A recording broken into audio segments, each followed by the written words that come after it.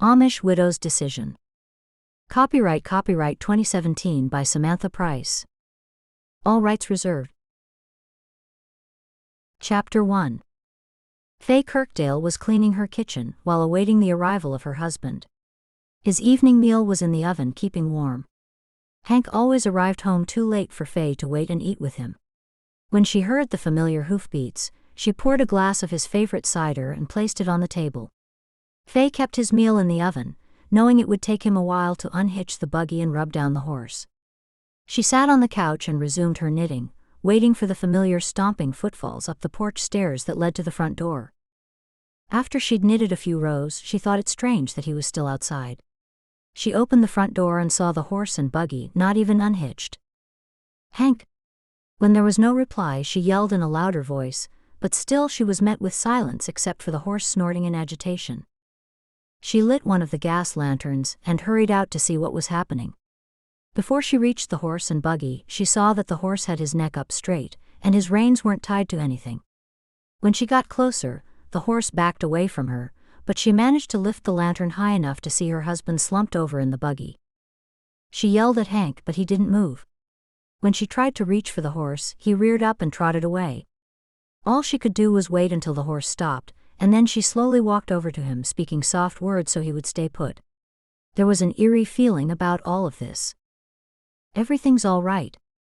She continued speaking in a calming voice as she carefully reached over and grabbed the reins, and then tied them to a nearby fence post so the horse wouldn't take off again. The horse had been upset by something.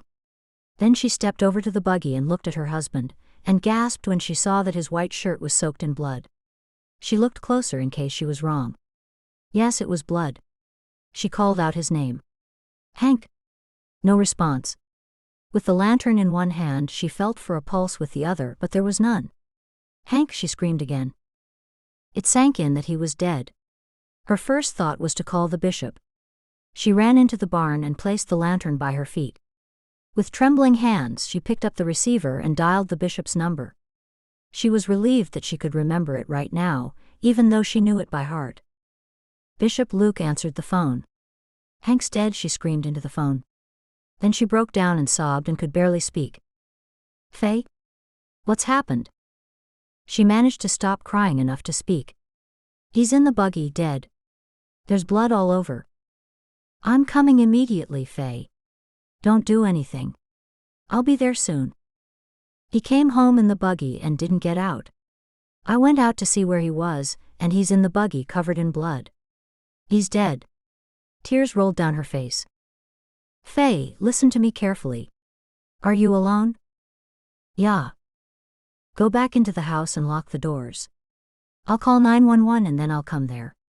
Until then, don't answer the door to anyone unless it's the police or the paramedics." "Okay. Lock yourself in. Do it now." Without saying anything further, she hung up the receiver, picked up the lantern and ran into the house. Once she was inside, she obeyed the bishop's words. She made sure the front door was bolted, then she locked the back door and then she ran around locking all of the windows. Once she had done that, she looked out the window at the buggy standing still in the darkness. Had someone killed her husband or had some medical problem caused him to bleed so much? She touched her dress and felt it was wet. When she looked down, she saw she was covered in blood. Knowing that the bishop and the paramedics were on the way, she hurried to the mudroom at the back of the house and stripped off her clothes. She washed her hands, then wrapped herself in a towel and hurried upstairs to find clean clothes. As she grabbed the first dress she came to, a chill shuddered through her body. What if Hank had been murdered right outside her house? What if the murderer had slipped into the house while she'd been on the phone? Or had Hank been murdered elsewhere and then the horse found its way home? She made her way back downstairs and sat on the couch. Within minutes she heard wailing sirens. Jumping to her feet and looking out the window, she saw 2 police cars and an ambulance pulling into the yard.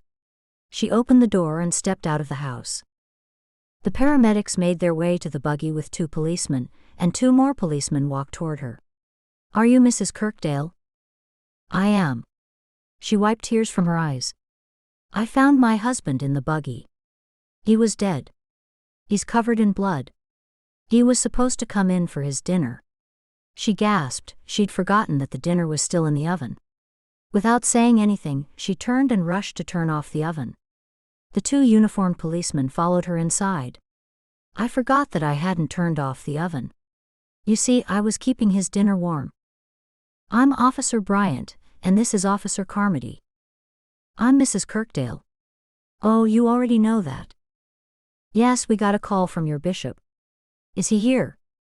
No, the only person here is me. And my husband. Just as she was finished saying that, they heard hoofbeats heading toward the house. That will be the bishop now. She walked back out of the kitchen to greet the bishop and saw that his wife, Abigail, was there too. Abigail ran to Faye and put her arms around her. Oh, you poor thing. The officers introduced themselves to the bishop and his wife. It was horrible. Faye looked back at the police officers who were behind her. How did he die? Rather than answer her question, Officer Bryant said, We'll soon know. Let's just sit down somewhere and you can tell us exactly what happened. Tears flooded down her cheeks again. She covered her face with her hands. I can't say anything at the moment. Do you mean you want a lawyer? Officer Carmody asked. I don't want anything at the moment, except to find out what happened to my husband. Suddenly the yard was awash with light. 3 battery-operated lights had been erected in her yard. Was he stabbed? Is that why there was so much blood? We'll talk to the team in a minute. Her attention was drawn to flashes of light near the buggy. Are they taking photos? It looks like the buggy is being considered a crime scene, the bishop said to Faye. He asked Officer Carmody, Is it all right if I look after the horse? He looks like he's been badly spooked and he might be injured too. Not right now. Maybe in half an hour or so, Officer Carmody said. The bishop looked a little shocked at the seeming disregard for the animal's well-being, but nodded in agreement. Let's sit down. When they sat down with Officer Bryant, Officer Carmody said, Mind if I take a look around your house? Yes, do it if you want. She slumped back into the couch with Abigail on one side of her and the bishop on the other. What happened? Asked Officer Bryant. When did he arrive home? He came home, but he didn't come inside. After a while, I went to see what was wrong. I called out to him, and there was no answer. I took a light out to check on things, and then I saw him covered in blood and slumped over, almost like he was asleep. I felt for a pulse and couldn't find it. Then I called Bishop Luke. And I called 911 and then my wife and I came here, the bishop told him. Officer Bryant shook his head at the bishop, telling him to keep quiet. Can I get you something, Faye? Abigail asked. She shook her head. The only thing I want right now is some answers. Why did this happen? Officer Carmody came out of the mudroom with her bloodied clothes hanging from a stick. Do these look familiar, Mrs. Kirkdale? Yes, I just changed out of them just now. You admit they're your clothes? Yes. He glanced at them and then looked back at her. They're covered in blood. That's why I changed out of them. We're going to need you to come down to the station for questioning, Officer Carmody said. Right now? Yes. She nodded. We'll come with you, Abigail said. There's no need for that, Officer Bryant said. We can drive her home when we're finished. It might take some time. I'll be fine, Faye said to them. You go home. I'll call you later. Chapter 2. Just after the bishop and his wife left, Faye was waiting to leave the house for the police station when a different uniformed officer knocked on the door. One of the officers went to the door, and Faye heard the new man say that a paramedic wanted to take a look at her. The officer turned around. Mrs. Kirkdale. She bounded to her feet, thinking to correct his mispronunciation of her name, and then everything faded into darkness. When she opened her eyes, she was on the floor and someone in white was leaning over her. Can you hear me, Mrs. Kirkdale? She didn't have the strength to answer. She looked around and realized she must have fainted. I can hear you, she whispered weakly. The paramedic helped her to a seated position. Easy does it. He took her blood pressure with a portable machine. Did I faint? Yes, but it's only normal with the nasty shock you've had. He looked around him, and then handed her a couple of loose pills and said in a low voice, These will help you sleep. There was no prescription or anything. She wondered if he was supposed to be handing out sleeping pills like that. Thank you. He gave her a reassuring smile. Physically you're okay. You should go to your local doctor tomorrow. You might need something to get you through the next few days. She had no intention of going to the doctor. In her mind, going to a doctor was a last resort, and she'd only fainted. Thanks. I'm okay. The only thing wrong with me is a bee allergy, but… You have an EpiPen? Yes, somewhere. Good. He nodded. I never had a phone before, and when I nearly died, the bishop urged me to get a phone on. Now I'm married, the first emergency was for my husband and not for me. You'll be okay. He gave her a reassuring smile, and she felt embarrassed for rambling about herself when her husband was dead. At the police station, Faye gave permission for them to fingerprint her, and then they took her fingerprints as well as photographs of her hands and of both sides of her face. After they were through, they took her into an interview room. There she waited for someone else to interview her. Faye shivered, and wondered why she was being treated like a criminal. Her husband was dead. She was tired, yet she didn't want to sleep. She was hungry, but didn't want to eat. Faye didn't know what she wanted to do with herself. Closing her eyes in the cold, sterile environment of the room, she asked God why he had taken Hank away from her. Was it because she had prayed once or twice to be set free from the marriage? If that was it, she took it all back. It wasn't the greatest marriage, being wife to the cold and indifferent Hank, but she never wanted him dead. She'd grown used to the life she had, and it had brought with it the comfort of routine. Now what would become of her brothers, who relied on Hank's business for employment? Her parents were the ones who'd wanted her to marry Hank. It hadn't mattered that she didn't love him, not to her parents at least. Their sole reason for her marrying him was to give her younger brothers secure employment. Long ago, Faye's parents had made a plan, and that plan was that her father would build up a business big enough for their 4 sons to take over. When her father's legs were crushed in a buggy accident, her parents' plans were crushed right along with them. They then hatched another plan for their sons, which involved their oldest child, Faye, marrying the much older Hank. So far, that plan had worked perfectly from her parents' perspective, and each of Faye's brothers had been employed by Hank. No plan had been made for Hank's sudden death. Or had it? She remembered her mother some time back asking Hank to make a will. The will left everything to Faye and the children they would have. Faye jumped when the door was swung open and a tall, broad-shouldered detective walked into the room. He wore a dark suit that didn't fit him very well at the shoulders, and the top 3 buttons of his shirt were undone, giving him the more casual appearance of someone who didn't particularly like wearing a suit. When he smiled at her, she immediately relaxed. "Hello, Mrs. Kirkdale. I'm Detective Jed Hervey." "Hello, Detective. Just call me Faye." He nodded. "I'm sorry about your husband." Faye dabbed at the corners of her eyes with a tissue. Her eyes stung because she'd wiped them so much. "Thank you. How did he die?" "The coroner's trying to ascertain that right now. All we know is that he was stabbed." Faye sighed. That meant it wasn't a medical condition. Someone had taken his life from him. "Do you have any idea who would want your husband dead?" "He had no enemies. Everyone liked him. At least, I don't know anyone who didn't. Not enough to kill him anyway." She shook her head. "Who would do such a thing?" "Officer Carmody found your clothes in your house, all covered in blood, and one of the officers found a large knife covered in blood by your house." "I don't know anything about a knife. I told the officers that I changed my clothes because they had blood on them from when I tried to check my husband's pulse." Then Faye remembered something. "I have a knife missing. I used it to cut meat.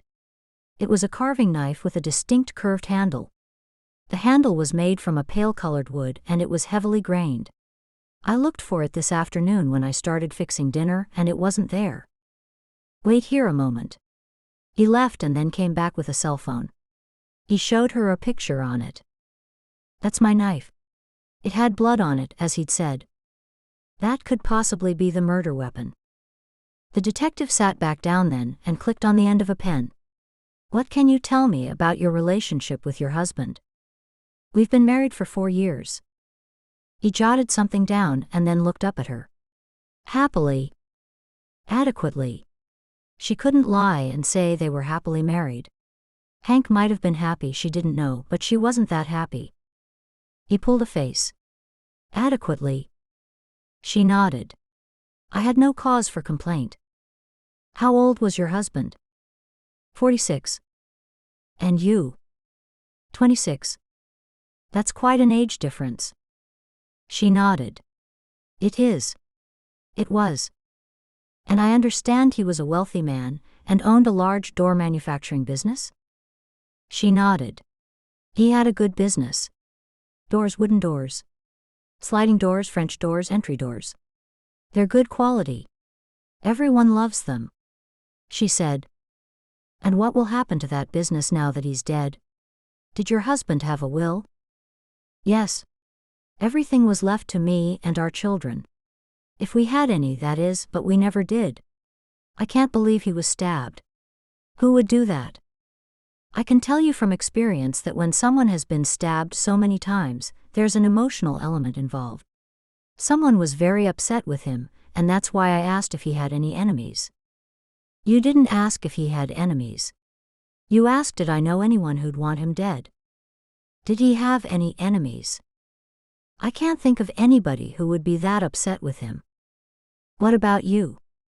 She gasped. You don't think I did this, do you? He looked down at the notepaper on the desk, and then looked back up at her. Your dress and apron were covered in blood.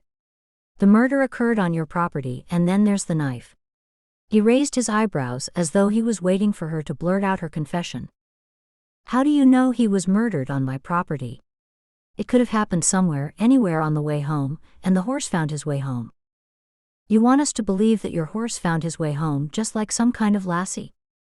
I have no idea what or who a lassie is, but horses find their way home all the time. When they throw their rider, they find their way home. When a buggy driver falls asleep, they pull the buggy home. Don't you know anything about horses, detective? He leaned back and folded his arms across his chest. The forensic team will be able to ascertain whether it happened on your property, or along the route from his place of business to your house. Now tell me, Mrs. Kirkdale, do you have any reason to want your husband dead? No. Of course not. She was getting frustrated by answering the same question over and over. If you tell us now, things will go easier for you. Did he beat you and you got angry with him? She shook her head. No, never. Was he verbally, emotionally, or physically abusive to you? Never. Not once. He was a good man. I know the Amish way of life can be a harsh one. I also know the only way out of marriage, since you folk don't believe in divorce, is death. Did you want out of the marriage? The officer's brown eyes bored through hers. She would have loved to have gotten out of the marriage. I thought about it at times, but that would never happen. Marriage is for life, and I knew that when I married him. I didn't kill him. It never entered my head. I could never harm anyone. Maybe you got tired of being dominated by a man and wanted your freedom back, and the only way out for an Amish woman is if her husband dies, isn't that right? He was repeating himself, but she wasn't going to antagonize him by pointing that out. If you mean the only way she can be free to marry again is if her husband dies, then that is correct. We Amish do allow a husband and wife to live separately if they cannot be compatible in the same house, but there is no divorce. Do you want to marry someone else? No. I didn't kill him.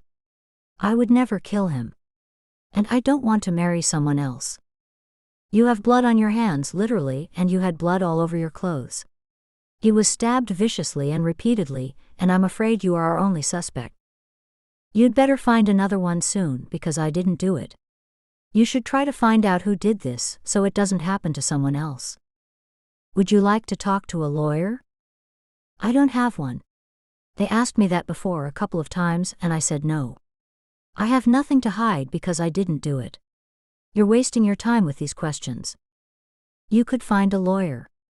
Was it self-defense? She pushed out her chair and stood up. No. Am I free to go? Don't get upset. We're only asking questions that we need to ask. I understand, but am I free to go? Yes, but we'll want to talk to you again. Where is my husband now? An autopsy is being performed as we speak. Where? At the hospital. I'd like to see him. He shook his head. I'm afraid that's not possible right now. We'll let you know when he's ready to be collected by a funeral director. She'd already given them the number of her phone in the barn, and the bishop's number. We'll be in touch. He reached into his pocket and pulled out a card. If you remember anything else, or can think of anyone who might have had reason to cause him harm, please call me. She took the card from him. Thank you. I'll have someone take you home. We'll have officers patrolling your home for the next few days and nights, so don't be nervous. Faye nodded. Thank you. All the way home in the police car, Faye wondered who would have wanted to kill Hank. She couldn't think of a single person. When she arrived home, it was in the early hours of the morning, and all she wanted to do was have a warm shower and wash all the wickedness and murkiness away. It felt like she was living a bad dream.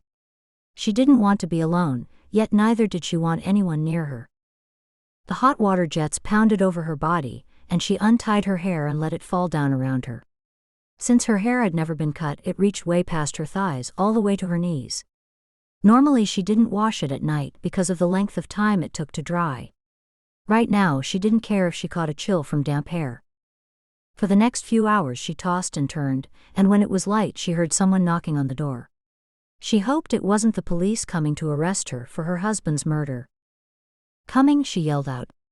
She quickly changed into a clean dress, wound her still damp hair in a towel and opened the door. She was relieved to see Rain, her good friend, standing there. Oh, Faye. I heard what happened from Bishop Luke. Faye took hold of Rain's hand and pulled her inside the house. I'm so glad to see you. It was dreadful. She told Rain everything that had happened. Rain gasped. And they think you did it? Yeah. I think so. I couldn't tell them a name of someone who might have wanted him dead, and they wanted me to tell them. There's no one. They asked me if Hank abused me. They think I did it in self-defense. They kept asking if I needed a lawyer. You look dreadful. I haven't had any sleep. Go upstairs now and get some sleep. I'll keep everyone away from you until you wake up. It's no use. If you've heard, everybody will hear, and they'll be stopping by to see how I am. I'll keep them away. I'll tell them to call back another day. Would you? Rain nodded. Yeah. Thank you. I haven't even told my parents or Hank's parents. The bishop said he'd do that. What you need now is some sleep. I'll try, but I don't know if I'll be able. Did they have a doctor look at you? Rain asked. One of the paramedics examined me and gave me a couple of pills to help me sleep if I needed them. Did you take them? No. You should take them, because if you don't sleep you might get into a bad pattern of not sleeping. Believe me, there's nothing worse. I can think of a few things. Like finding your husband dead, covered in blood in a buggy. I know. It must have been awful. Tears fell down Faye's face once more. Try not to cry. I have to get it out. I can't bottle things up. Rain nodded. Cry after you've had a good sleep. Take the pills. I don't like taking things, and I don't know exactly what these pills are. It's not every day something like this happens, so I think you need a little bit of help to relax. Don't feel bad about it. I'll see how it goes. I don't know why I resist things like that. I might take them. Rain smiled. Now upstairs with you and get into bed. Would you like a cup of tea or something? Maybe a cup of hot tea will help me sleep. I don't know if I'll ever be able to sleep again. Faye tossed and turned and finally managed to get a little sleep. When she woke, the sun was high in the sky. Chapter 3. It was the morning of the day before the funeral, and Rain came to the house. She told Faye it might help her feel better if they went out somewhere rather than Faye staying in the house all day. The police were no further ahead with their investigations. All Faye was told was that her husband had been stabbed 8 times, and so far they'd been unable to ascertain the location where the stabbing had taken place. All they knew from the blood evidence was that it had happened inside the buggy. The police had taken possession of the buggy as evidence, and Faye was glad she and Hank had a spare and 3 buggy horses. She was relieved that the horse Hank had been driving that awful evening was doing okay, having recovered from its fright once it had been returned to its stall after a soothing rub-down by Bishop Luke.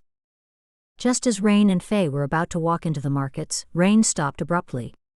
No. I've left my money in the buggy. You wait here, I won't be a moment." As Faye waited for Rain to return, she admired the flowers at the entrance. She was careful not to get too close. Where there were flowers there was pollen, and where there was pollen there were bees. With her bee sting allergy, she had to keep away from flowers as much as she could, but she loved to see all the beautiful colors. Faye jumped when someone touched her on the arm. She turned to see Hilary Bauer. "Hilary," she said in surprise. She hadn't seen Hilary for years. Faye knew that Hank had once dated Hilary, and then their relationship had ended abruptly. Hilary had been furious about it.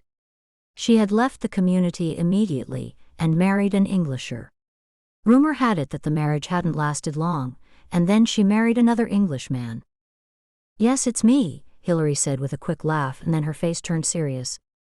"I heard about Hank, and I just wanted to say I'm very sorry for your loss." "Thank you." Faye wasn't sure what to think about Hilary with what she remembered from the past. "It must have been horribly shocking to find him like you did." It was. It was a dreadful shock. Where was Rain?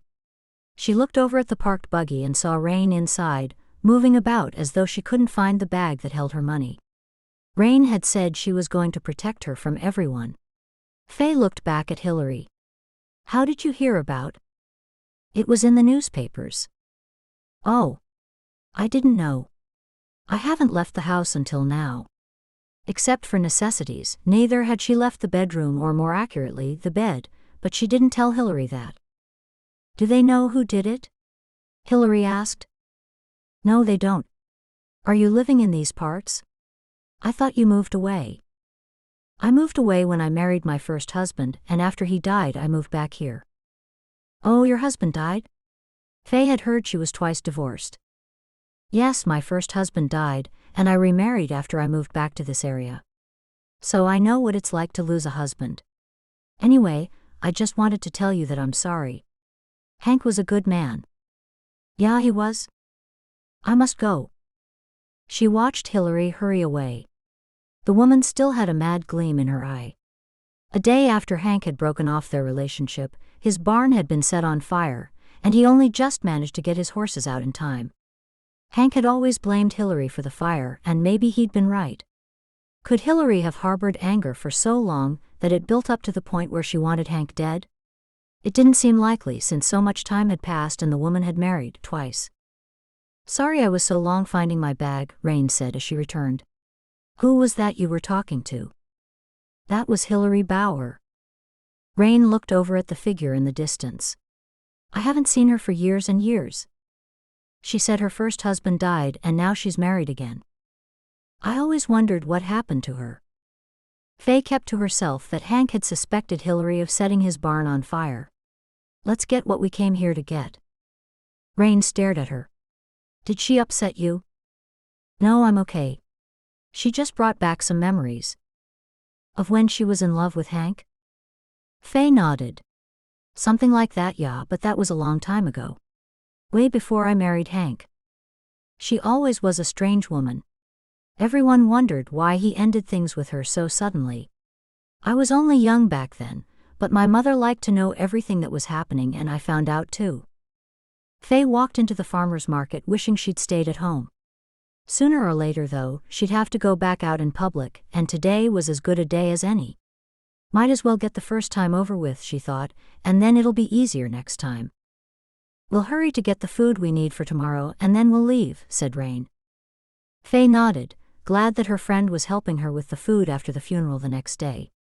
Normally, the two of them made a day of it at the markets while Rain's children were at school. They'd linger, looking at all sorts of things, and then they'd stay for a cup of something and a bite to eat at their favorite cafe. But today wasn't normal. Chapter 4. The next day at the viewing, Faye gazed at her late husband's lifeless body as he lay in the coffin in her living room. The funeral director had delivered his body to her house at daybreak. It was customary at an Amish funeral that the body be viewed at home, before being driven to the graveyard in the specially designed buggy. Faye stared at her husband. He looked like he was asleep. The only difference was his face had taken on a paler gray tone.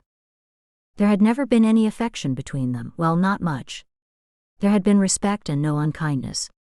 It had been a marriage of convenience, in the sense that it was convenient for the rest of Faye's family and Hank, but inconvenient for her.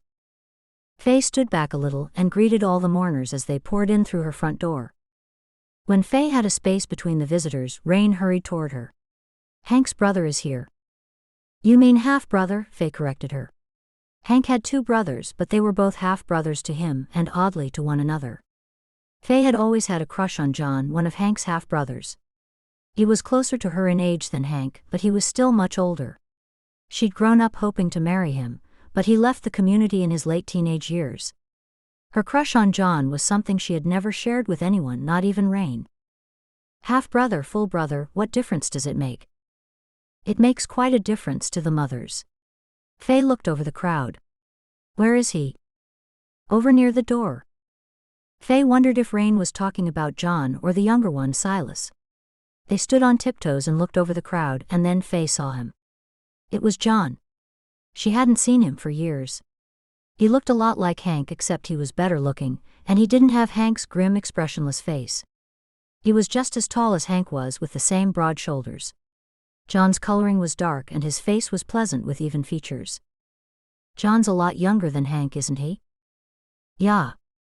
When Hank's mother died of pneumonia, his father married John's mother, and then she tragically died in childbirth, and then later his father married Mary Ann, wife number 3, and then they had Silas. That's why there's such an age gap between Hank and John, and a smaller one between John and Silas." Of course, Rain knew all of this since Hank's family was in the same community and Hank's brothers had grown up with them, but it quieted Faye's nerves to talk. Faye dug Rain in the ribs. "There's Silas now." Silas had walked in behind John. Then came Silas's mother and then Faye's father-in-law. Mary Ann had raised Silas's older half-brothers as if they were her own. Hank stayed on in the community, whereas John and Silas left the community as soon as they were old enough. "When was the last time you saw John and Silas?" Rain asked. "I haven't seen them since the wedding." "Since your wedding?" Faye nodded.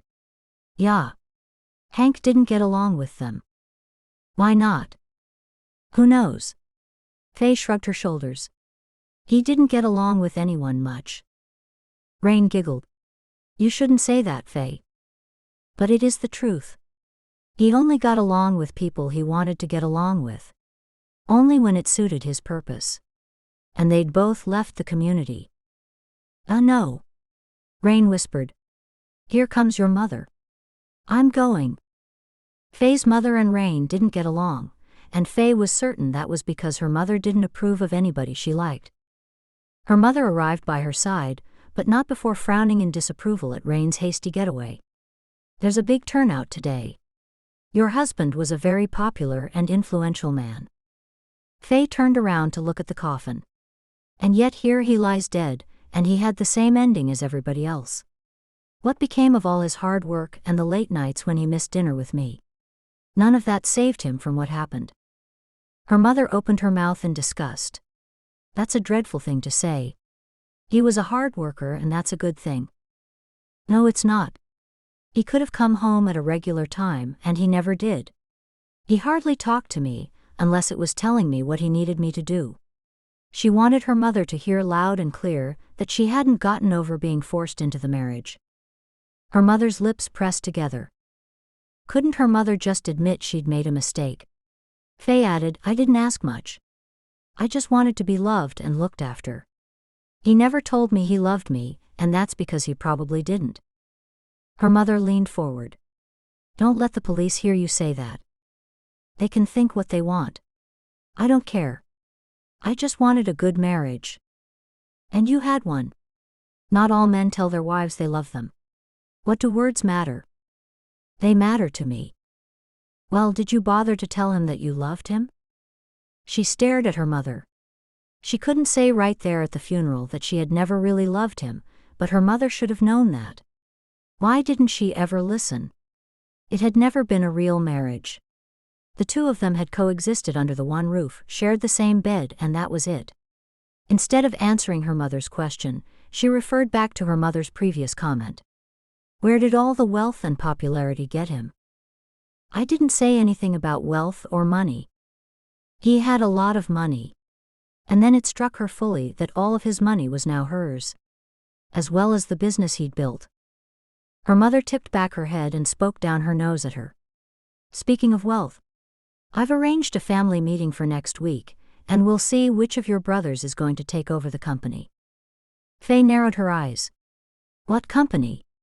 Faye knew very well what company, and her mother shouldn't have any say in the business she knew nothing about. Hank's company. It's now yours, and one of your brothers will have to take over. No, they won't. Her mother had bullied her into the marriage, and Faye wasn't going to let her bully her into giving up control of the company. Her company? Her mother looked at her in surprise, her blue-green eyes bulging. Are you going to employ someone to run the company? You mean employ? Her mother frowned. Don't take that tone with me. I know nothing of business matters. You know what I meant. Someone has to run the company now that Hank is gone. I'll do it. Her mother's mouth fell open in shock.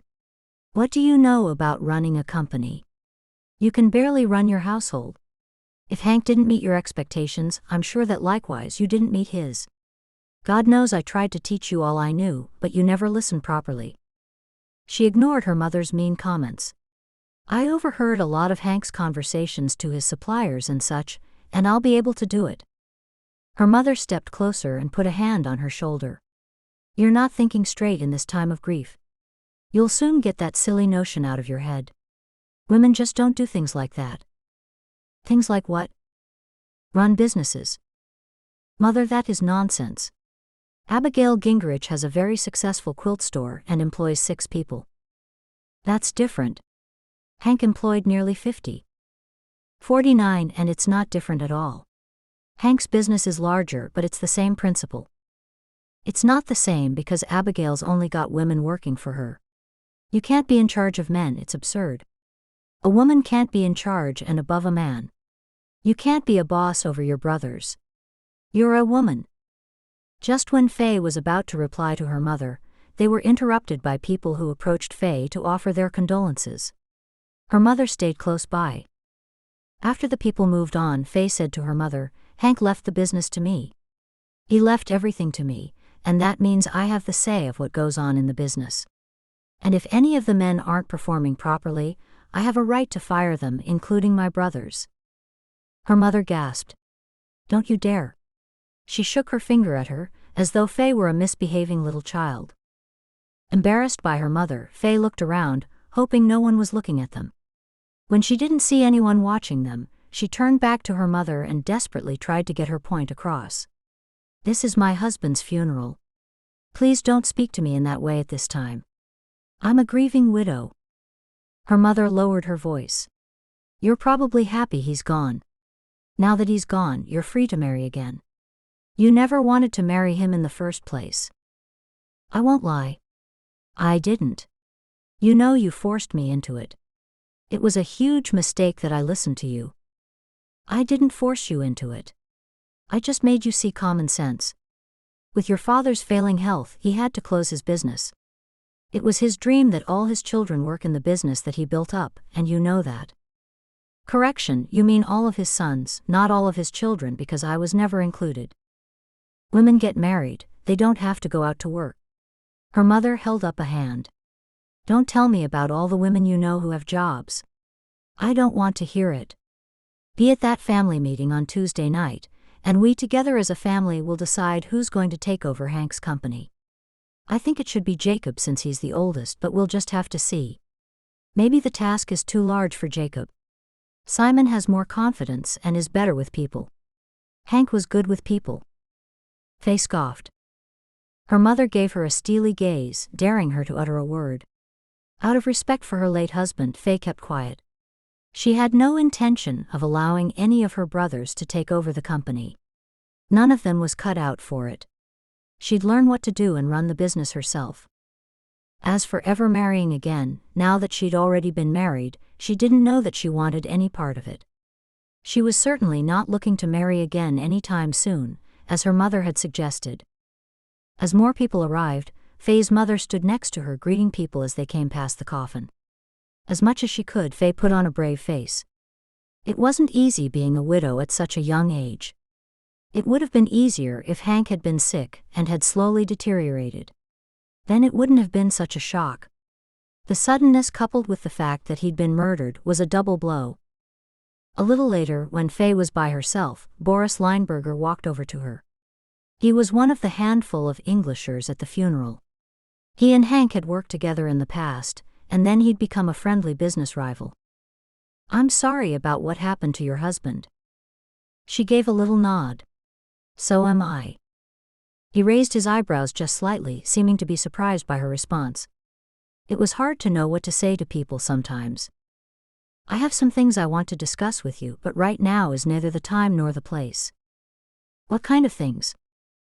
"Business kind of things." "Oh. I know where you live. I'll stop by your house to see you on Monday next week if that's all right." "I won't be home. I'll be at work." "Hank's work?" "Yeah." "Very well, that's where I'll find you." She nodded. "Okay." He tipped his head and walked away. She immediately knew that he wanted to take back some of the contracts that Hank had won from him. Maybe he figured the company might be dissolved with Hank's passing, and his firm would be able to benefit. Chapter 5. When all the guests had gone home after the meal, Faye tried her best to relax. This had been a big day. First the mourners viewed the body at the house, followed by the trip to the cemetery, and then after the burial, people returned to the house for the meal. At least she'd had a day free of police. From the day Hank had died until today, the day of the funeral, the police had been at the house every single day. The day after Hank's death, Faye had allowed them to do a full search of the house and property. The police made her nervous, particularly Detective Hervé, who made her feel uncomfortable, almost guilty. She was certain he thought she'd done it, and was looking for evidence so he could accuse her of murder. He even seemed annoyed that she'd admitted the knife they'd found was hers, but then she hadn't confessed. After 4 nights without Hank, Faye was finally coming to terms with being on her own. Because Hank had worked such long hours, loneliness was a familiar friend. And with that absence of Hank from the home, she'd even become adept at doing odd jobs and maintenance work around the house, tasks that a man would have normally done. She sat down on the couch, glad that everybody had left and she was finally alone. She'd never been in love, and she was sure most people had never been truly in love. In a general sense, she had an idea what love was, and before she married she used to long to be in love. That had made things worse when her mother told her she should marry Hank for the sake of her brothers. Faye had wanted to do the right thing to keep everybody happy. Hank had been a good provider, and apart from spending too little time with her, he hadn't been a bad husband. If he'd shown her the attention he should have, Faye might have been able to open her heart to him. Faye kicked off her shoes and then swung her legs up onto the couch. When she was settled and comfortable, she ripped off her prayer cap and tossed it onto the opposite couch. What was God's plan in taking Hank away so young? He was too young to die, and she was too young to be a widow. That night, Faye was unable to sleep, but that didn't stop her from arriving early at work the next day. She had often helped her late husband with filing and general office work when the bookkeeper was on vacation. She overheard and discussed business with various people, and figured she knew the workings of the company well enough to make a start of running it. The very thought of the meeting that night with her parents unsettled her, so she pushed it out of her mind the best she could. After a briefing with Ronald, the office manager, Faye sat behind her husband's desk and leafed through the papers that he'd been going through on the last day he'd been there. She'd given instructions that no one touch anything in his office. Unfortunately, that didn't apply to the police. They had wanted to look through his office, and Faye had given the okay. They informed her afterwards that they hadn't taken anything with them. Spread over the top of his desk were orders that had to be processed and things that needed to be done, but there was nothing out of the ordinary. She was hoping to find a clue to who might have murdered him, but if the police hadn't found anything, she didn't like her chances. 2 hours later, when she was deep in thought and up to her neck sorting out invoices and bills, she heard someone clear his throat. She looked up, and in the office doorway was Hank's brother John. "John? I wasn't expecting to see you here today." He slowly sauntered into her office. "We need to talk." He pulled out the chair and sat down opposite her. "I've come to offer you relief." "You're going to help me with this paperwork?" she joked, holding up a handful of papers. "No. I've come to take this place off your hands." She studied his face for a hint of a smile, then quickly realized he was serious. "What, the business?" He smiled and nodded. "That's simply out of the question." The smile left his face. "I am Hank's brother, and he would have wanted me to take over from him." "You might have been his brother, but you barely spent any time together these past years, so I hardly believe you could know that." "I grew up with him. I reckon I knew him better than anybody." "I don't think so. You didn't visit once in all the time Hank and I were married." He leaned forward. "That's only because I wasn't invited. Do you see my point? If you had been closer with Hank, or had stayed in the community, he would have invited you. Anyway, I'll be running the company from now on since Hank left it to me." John laughed. "Women don't know how to run companies." "Many women run companies. Not of this size," he replied. "Even larger than this," she said. "Englishers maybe, but not Amish women. It's not your place," he told her. "It's the principle of the thing that matters, and it doesn't matter if the company is large or small. If Hank had wanted you to run it, he would have left it to you. I can run a company just as well as a man." "What does your bishop say about that?" he asked. "The bishop will be fine with it. As long as the company doesn't employ over 100 people. Faye vaguely remembered the bishop cautioning her husband that his business not get too big. If the business grew to the stage where it employed over 100 people, he would have had to cut back somewhere, or maybe even divide the business somehow. "Now that I'm here, you don't have to worry about any of that. I'll make sure you're looked after financially.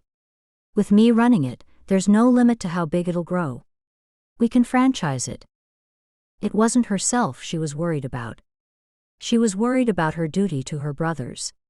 Purely out of interest, she asked him, "What makes you more capable than one of my brothers?" "From what I know of them, they're too young and have no experience.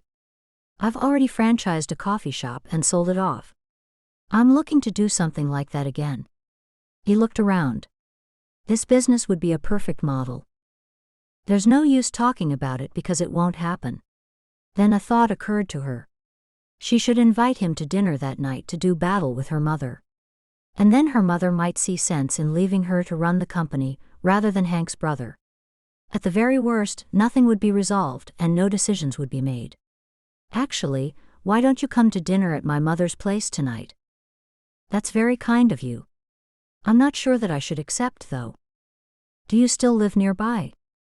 "Not far away. Nothing's that far when you have the advantage of owning a car."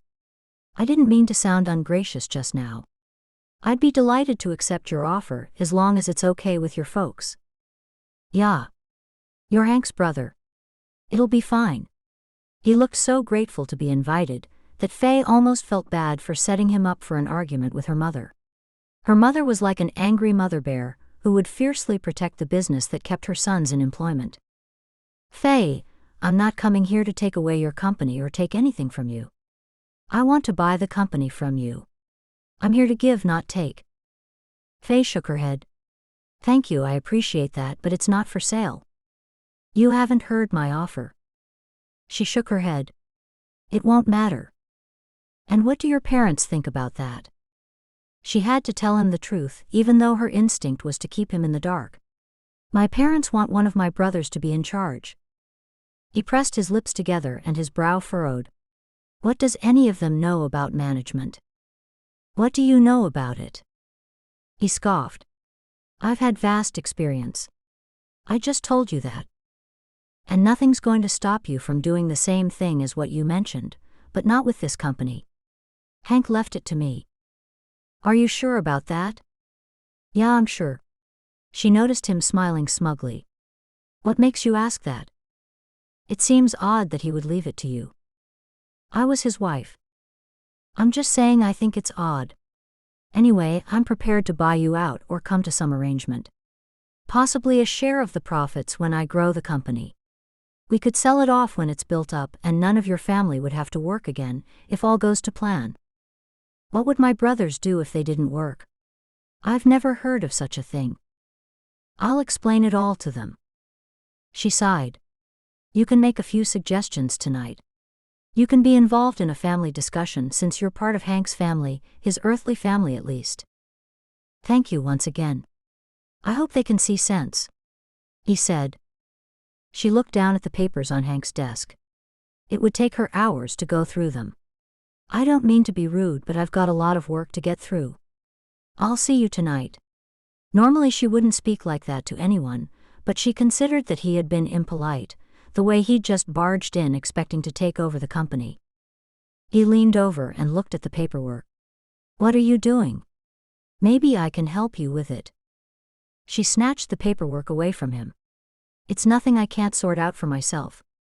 Thanks all the same. She took a piece of paper from the side of her desk and grabbed a pen.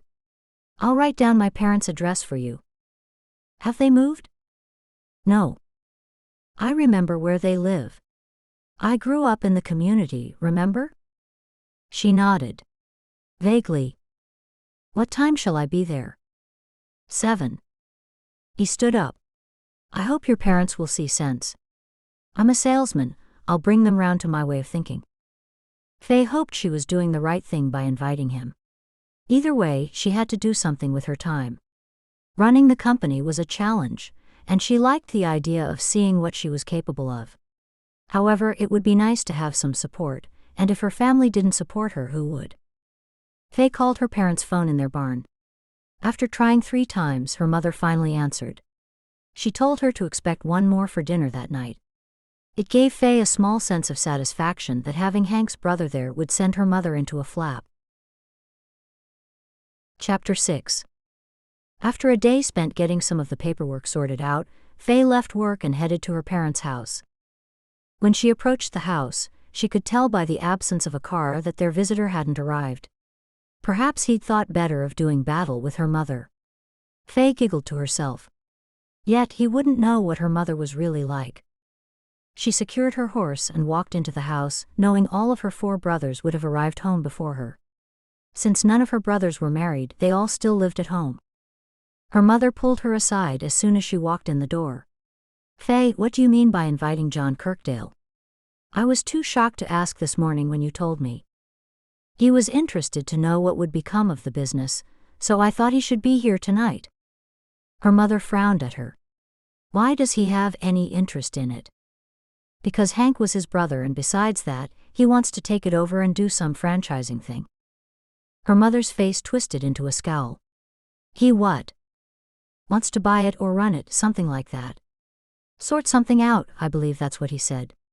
He might even think that Hank left it to him. Faye shrugged. No. Hank assured me he left it to you and your children. Since you never gave him any children, it's just yours now. We'll just have to see what John says tonight. Her mother had said that last part as though she believed Faye had deliberately withheld children from Hank. I still don't know why you invited him here. The boys would have an uncertain future if he took it over. Not if they do a good job. Faye, are you saying you want him to take over? Why don't we wait and hash this out when he gets here? Faye asked. Her mother shook her head. Come and help me in the kitchen. I never could work out what went on in your head, and you haven't gotten any better as you've aged. Faye followed her into the kitchen. You make me sound like I'm 95 or something.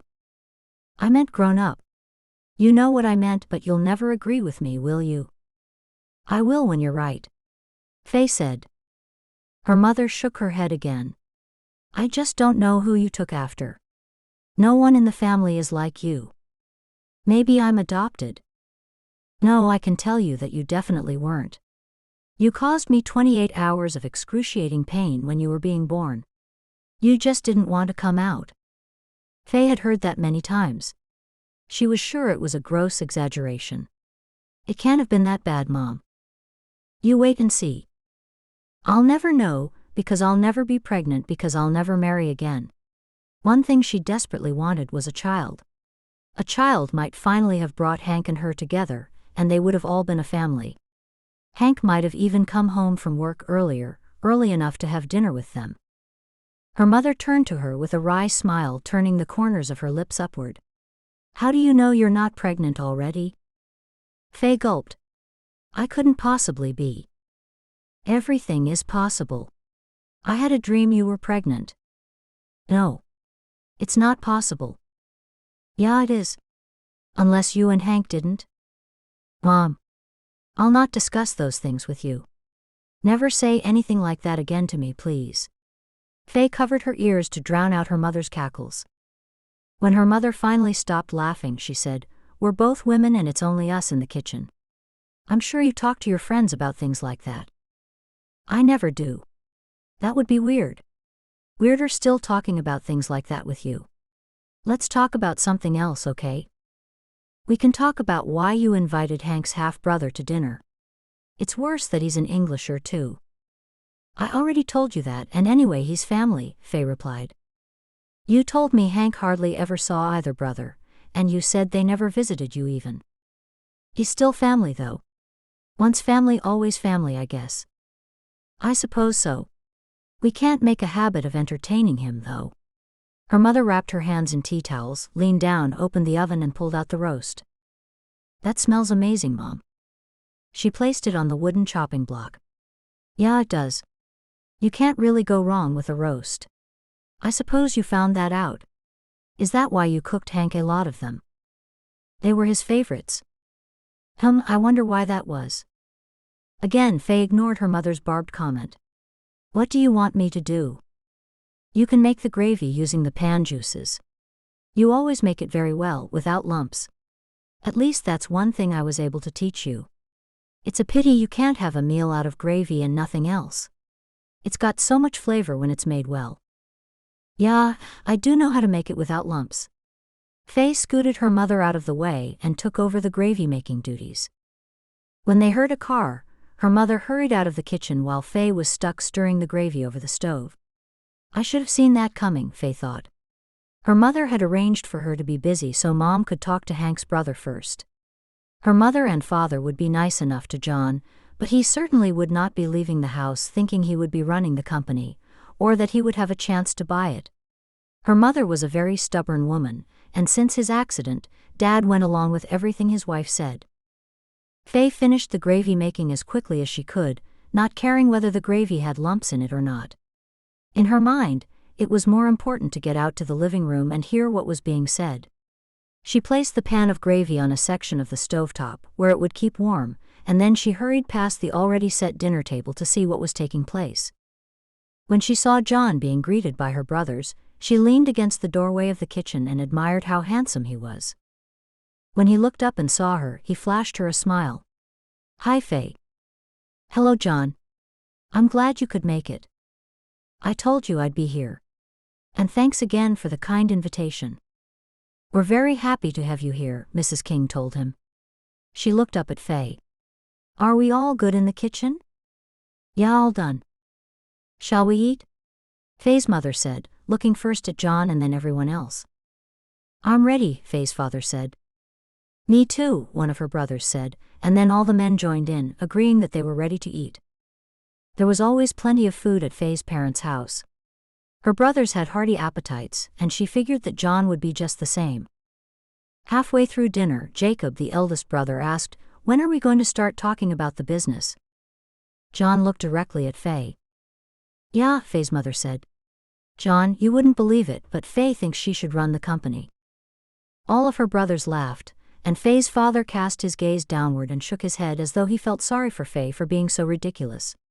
Faye kept quiet to hear what John would say. John took a deep breath. "That's not right. A woman can't do something like that and be in charge of men." "Quite right," her mother agreed. "That's why I'm sure you'll see that I'm the best choice to take over the company. I've had 3 successful businesses of my own, and I franchised the last one and sold it for a small fortune. I'm even willing to take the company off your hands." The last part of what he said was directed to Faye's father, the head of the King household. Faye could keep quiet no longer. I don't know what you're looking at my father for, John. I think everyone's forgetting that the company's mine, and not anybody else's. It's got nothing to do with anyone else. Silence swept over the table, and everybody looked at Faye. She didn't usually talk out like that, but she'd had enough. I'm going to run this company, and nothing anyone will say or do can stop me. I was often with Hank when he was making important business decisions, and I got a pretty good idea of the direction to take the company. John burst out laughing as if she had told a joke. Direction? Faye, don't you think you should give this some thought? Jacob asked. I have thought about it. I've thought about what a good job I'd do in running the company. I employ a lot of people, and that's a lot of responsibility, and I'm not taking that responsibility lightly. I know it's something I can do, and I'll do it to the best of my ability.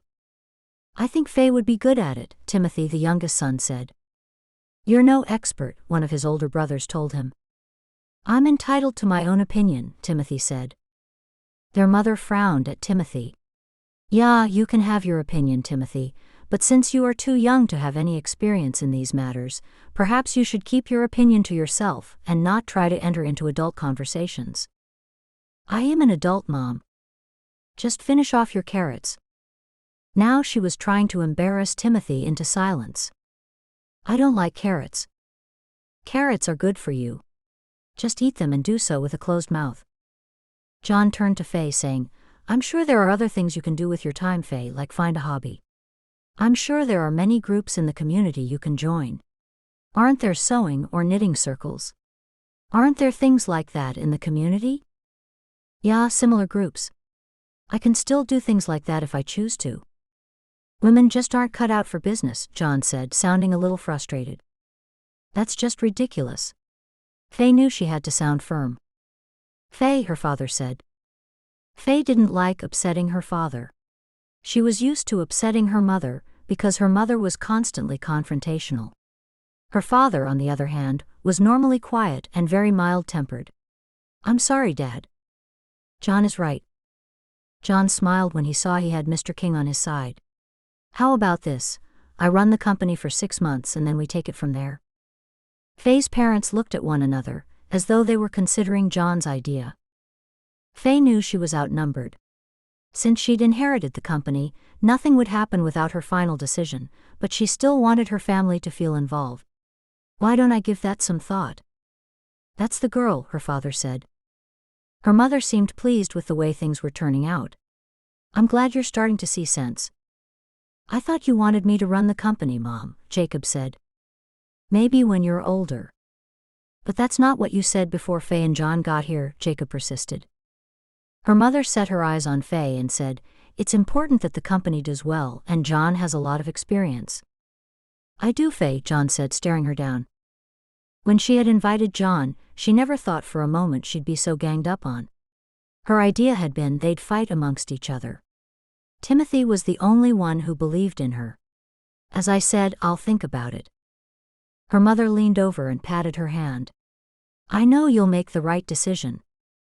Pray about it, her father said. I will. I definitely will. Isn't anyone concerned about who killed Hank? Timothy asked.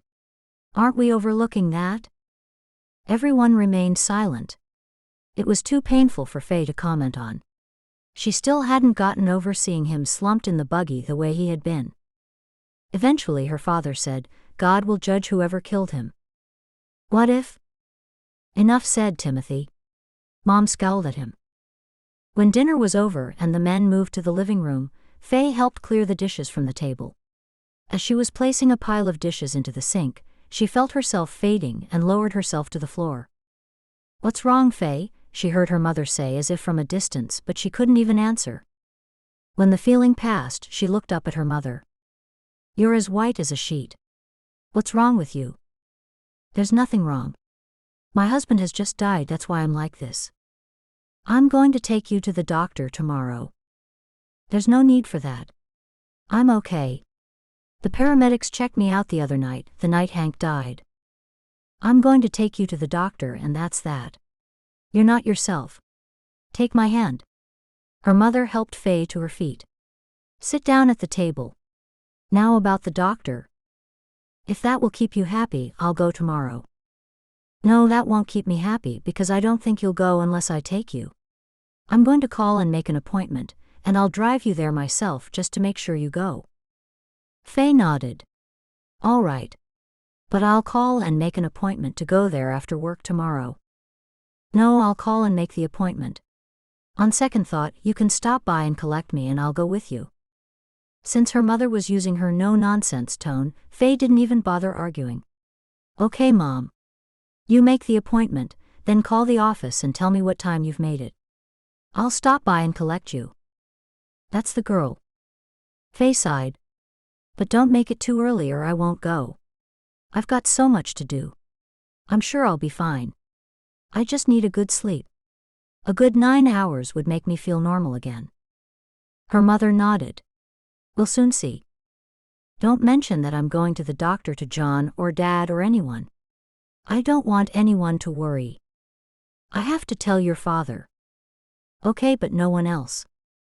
Her mother nodded. I'll take coffee out to them and I won't mention a thing. And please don't talk any more about the business while John's here. Enough's been said. All right. I can see it upsets you. You sit there and don't move.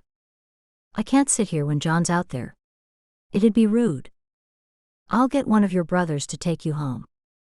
Mom, I'm okay, she said firmly.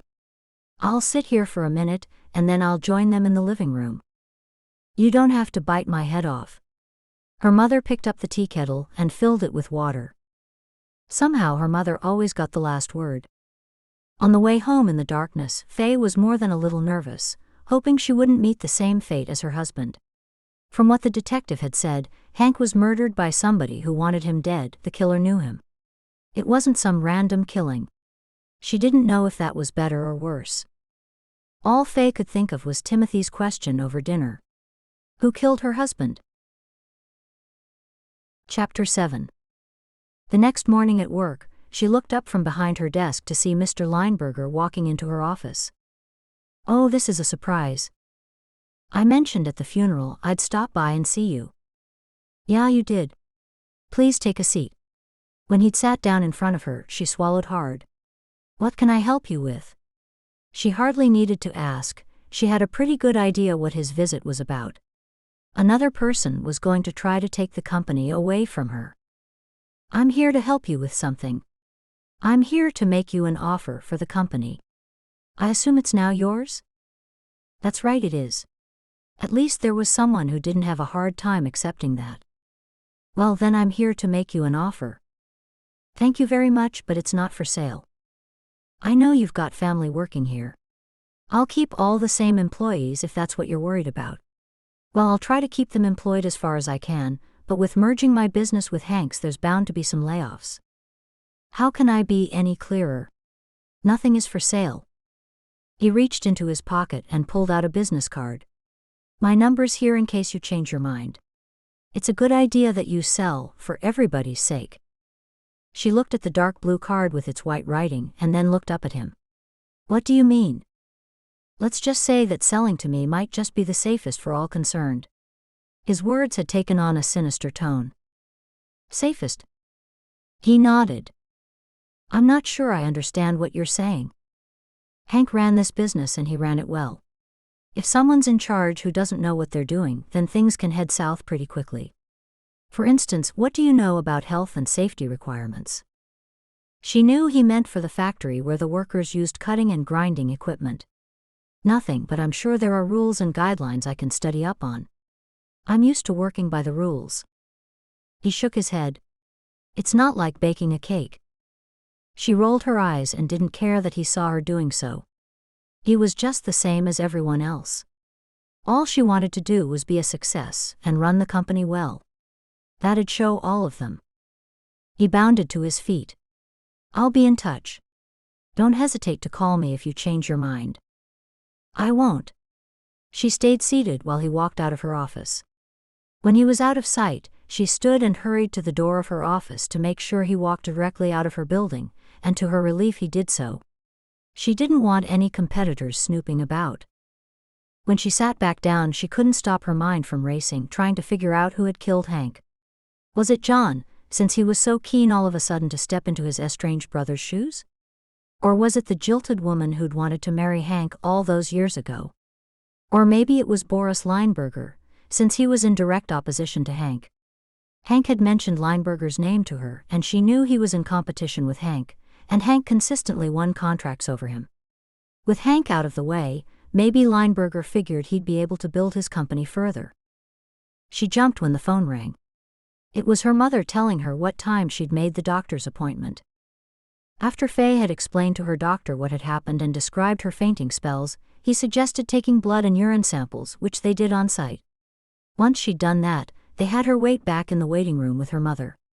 20 minutes later, she was called back into the doctor's office and she sat down in front of him.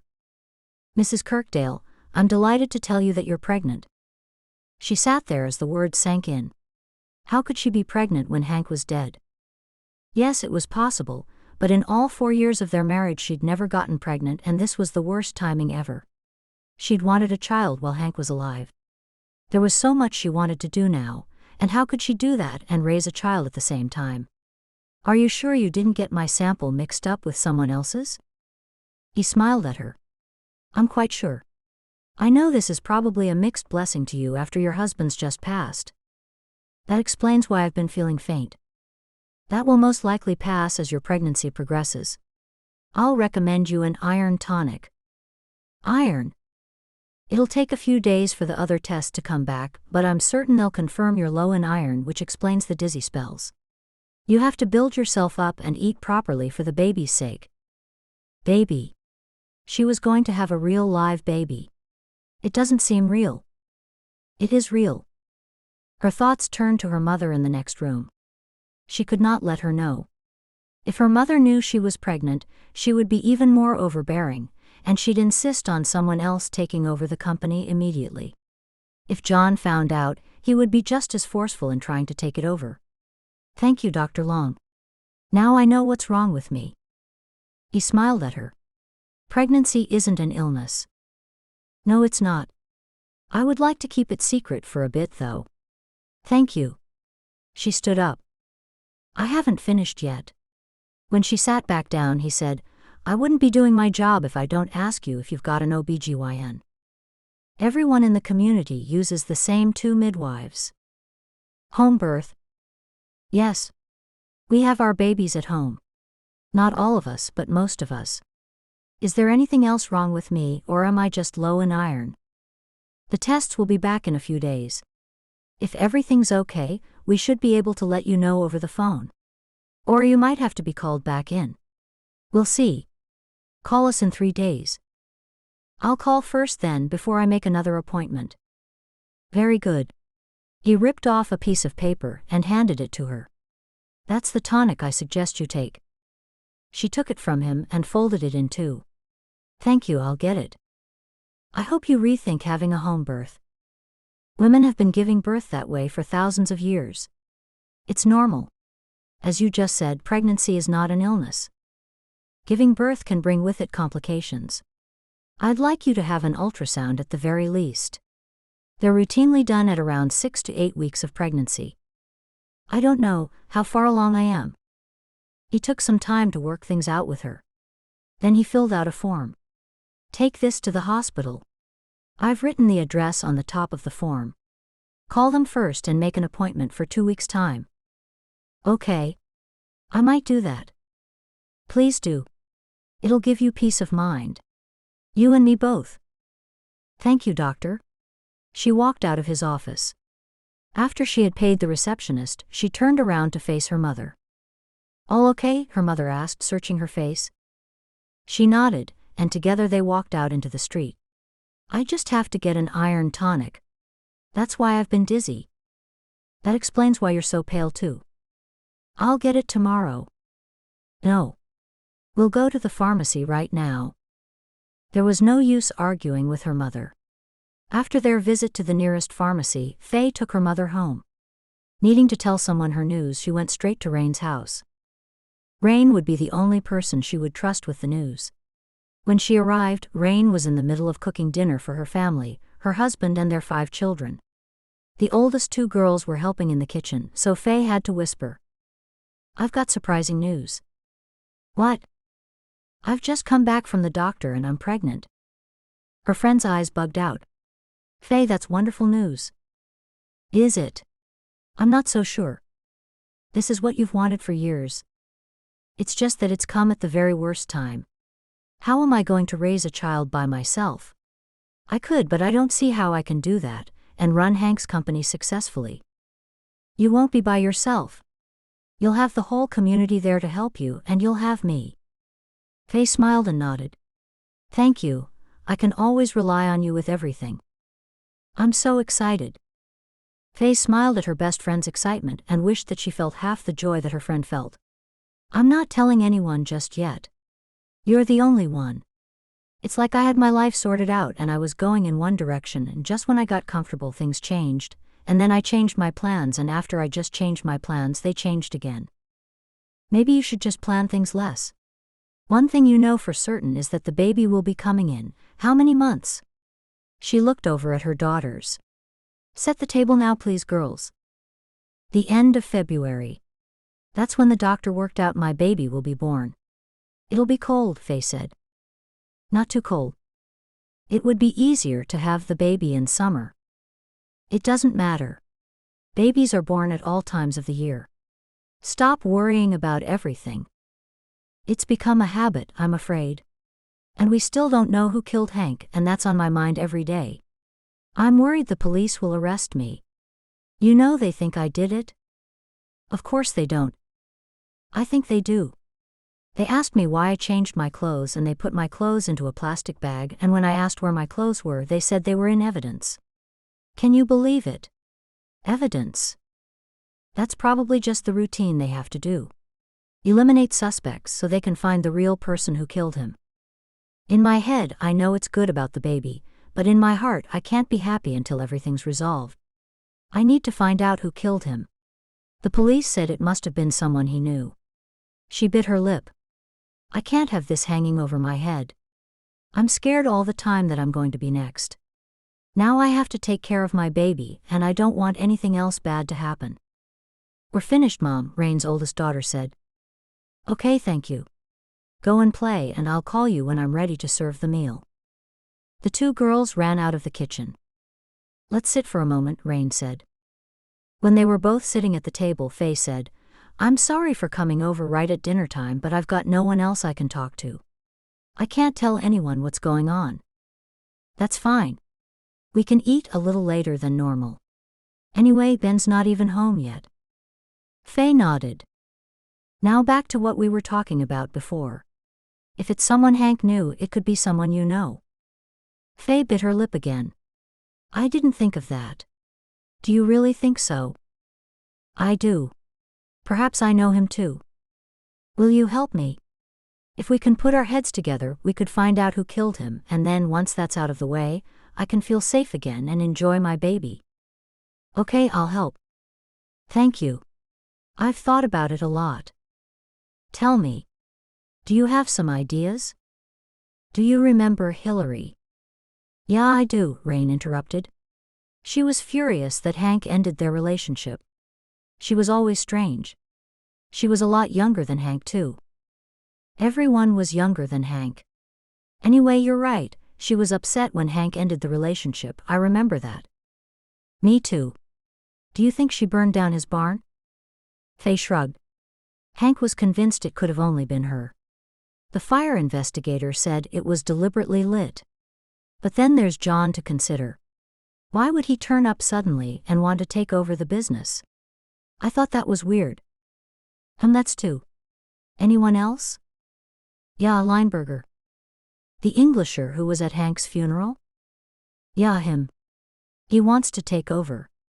He wants to buy the company. And I said no, and he wasn't too happy about it. That's three suspects. You know, this might be dangerous, trying to find out who killed him. I didn't think of that. Don't help me. Forget I said anything. There's no harm in us just asking around and making a few inquiries, is there? Rain asked. I guess not. Rain smiled. Then that's what we'll do. I don't want to put you in harm's way.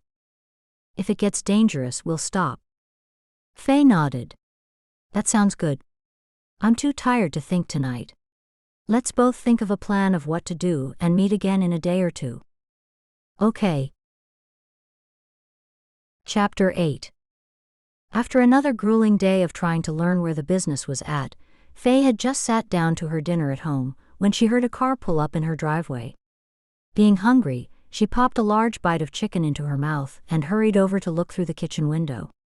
Detective Hervé was just getting out of the car, and another man was getting out of the passenger seat. By the look of the other man, he too was a detective. She hoped they weren't there to arrest her. Maybe they thought she did it because of the bloody clothes that she'd taken off and left in the mudroom. She opened the door when they knocked. "Hello, Mrs. Kirkdale, we're sorry for this late hour. We called earlier but you weren't here," Hervé said. "This is Detective Wilson." She nodded hello. "I was at the office. And we didn't want to disturb you there," the detective added. "Thank you, I appreciate that. Come in." She stepped aside to let them in. "Have a seat in the living room." When they'd sat down, she asked, "Have you found out who killed Hank?" "No, but we've been looking into some things that have provided a few names." "Does the name Hillary Bauer mean anything to you?" "Yes, I know Hillary. Hillary and Hank were together for a short time.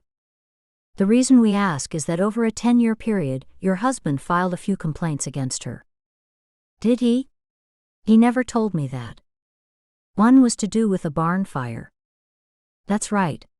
He told me he thought she might have done that when he ended their relationship. And after that, she was following him everywhere and sending him threatening letters. He didn't say he'd made official complaints though. Then there was another serious incident, a couple of years after the barn fire." "Really?" "Someone had attempted to burn down his barn again. They had doused it with gasoline. He walked in and caught someone fleeing the scene before they could do the job properly. Your husband claimed he suspected it was Hillary again." "I had no idea." She jumped up when she heard a buggy approaching the house. "There's a buggy. I have no idea who that could be at this hour." The detectives rose to their feet. "There are some more questions we need to ask, but perhaps you could come into the station tomorrow." "I could do that. What time?" "Can I do that at around 5 after I finish work?" Detective Hervé said, "How about you come in before work?" "The quicker we move on things, the better," said Wilson. "Okay. I'll be there around 8. Will you be there that early?" "Yes. That's not early for me. I work all hours on a murder case." Faye was pleased he was working so hard. "Thank you." He gave her a smile, and somehow that gave her hope. Faye opened the door for the detectives to leave. They walked down the porch steps and headed to their car.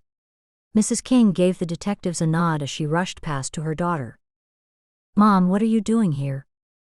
"I've come to see how you are." "I'm fine." "Have you eaten?"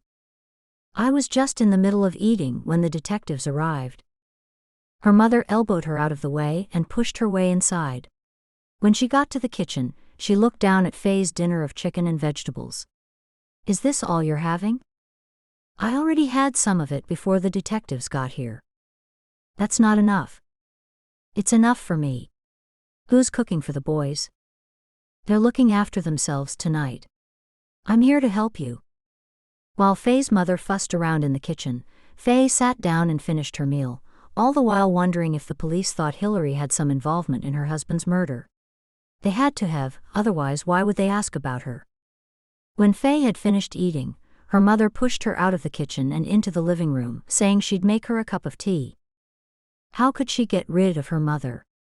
Then she heard an excited-sounding scream coming from the kitchen.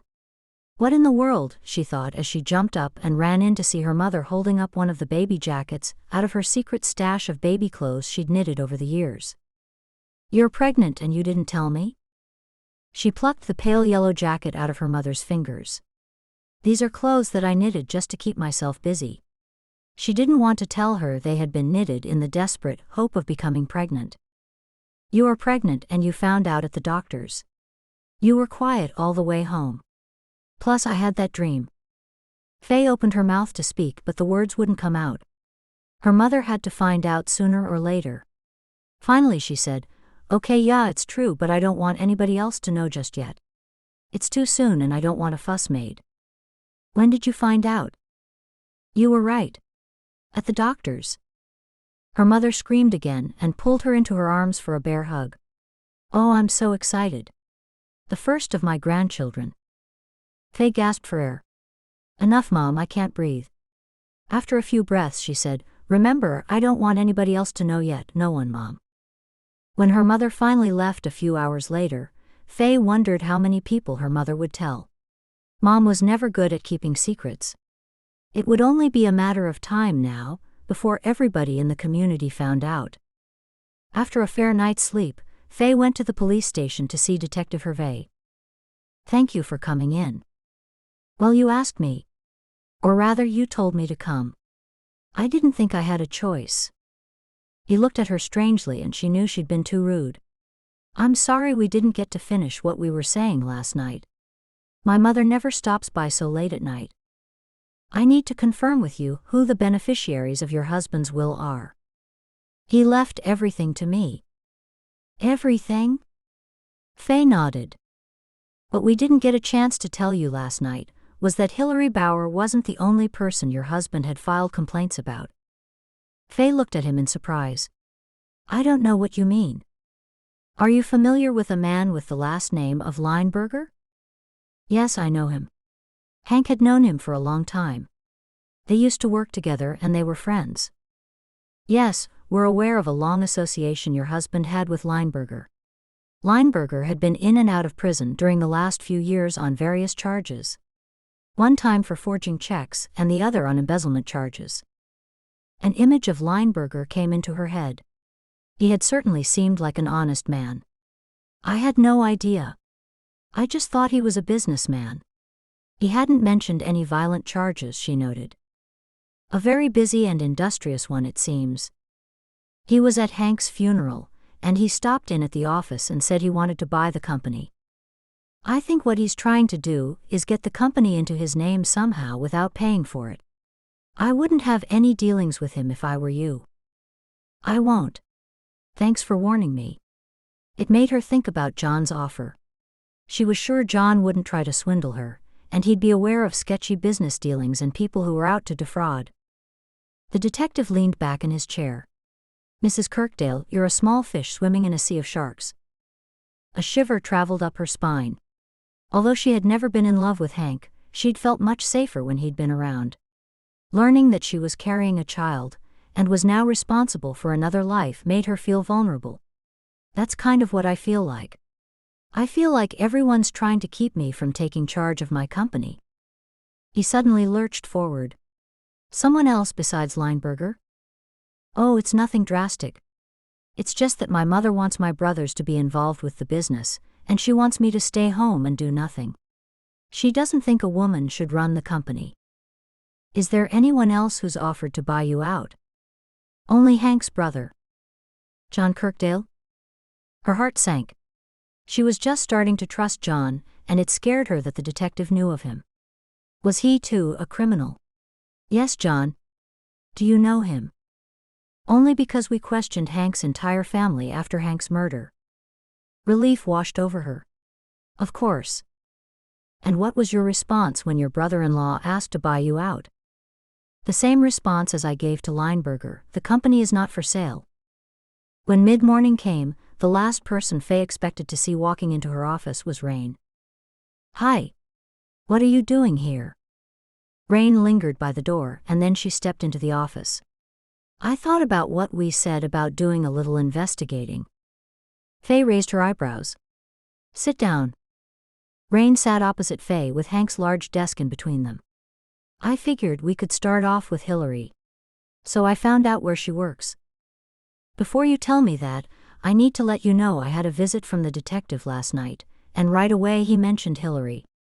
Faye told her some of what the detective had said and then asked, "Where does she work?" "She works at a restaurant in town, and I found out she starts her shift today at 3.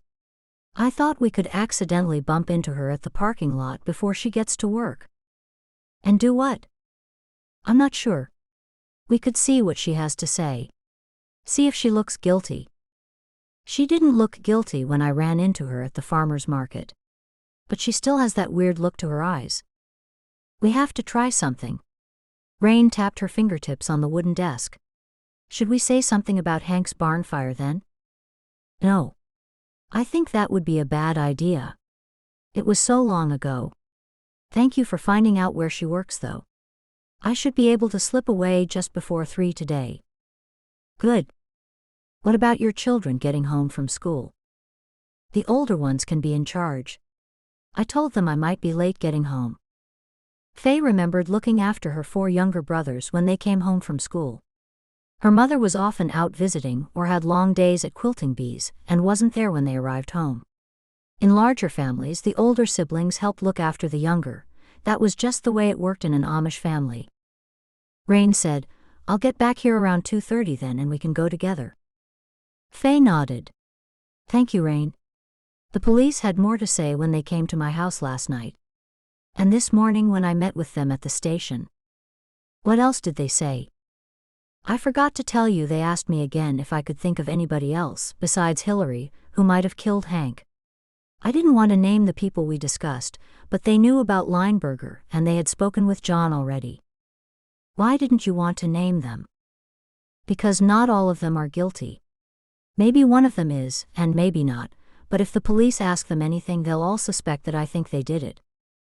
I see what you mean. That would be awkward. Anyway, I'll see you back here this afternoon. Yeah. Later that day, Rain pulled up her buggy near the parking lot of the restaurant where Hillary worked, and both of them stepped out. What time is it now? Asked Rain as she secured the horse. It's 3:15. I wonder what time she arrives. How did you find out what time she starts today? It wasn't easy. I found out from Elizabeth Yoder that she works here. Then I called the restaurant yesterday afternoon, pretended I was a customer who liked her service, and asked what time Hillary was working today. Ah, very clever. Thank you.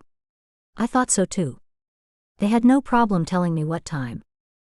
Faye shifted her weight from foot to foot. What are we going to do? Are we going to just walk up and down the parking lot or what? I don't want it to look like we're waiting for her. I found out from Elizabeth that Hillary drives a blue and white car, so as soon as we see that color car approaching the lot we'll start walking up this way. Rain pointed up the street. And then we'll act surprised to see her and we'll call out. Faye nodded. Okay, but you'll have to take the lead in the conversation. I've got no idea what to say. And no running back to the buggy this time. I'm not comfortable doing this on my own. Okay. Leave it to me. They were only at the lot for 5 minutes when an old blue and white car chugged into the parking lot. That must be her. Let's go. Rain pulled on Faye's sleeve and they started walking. Then they saw Hillary get out of the car and their eyes met hers.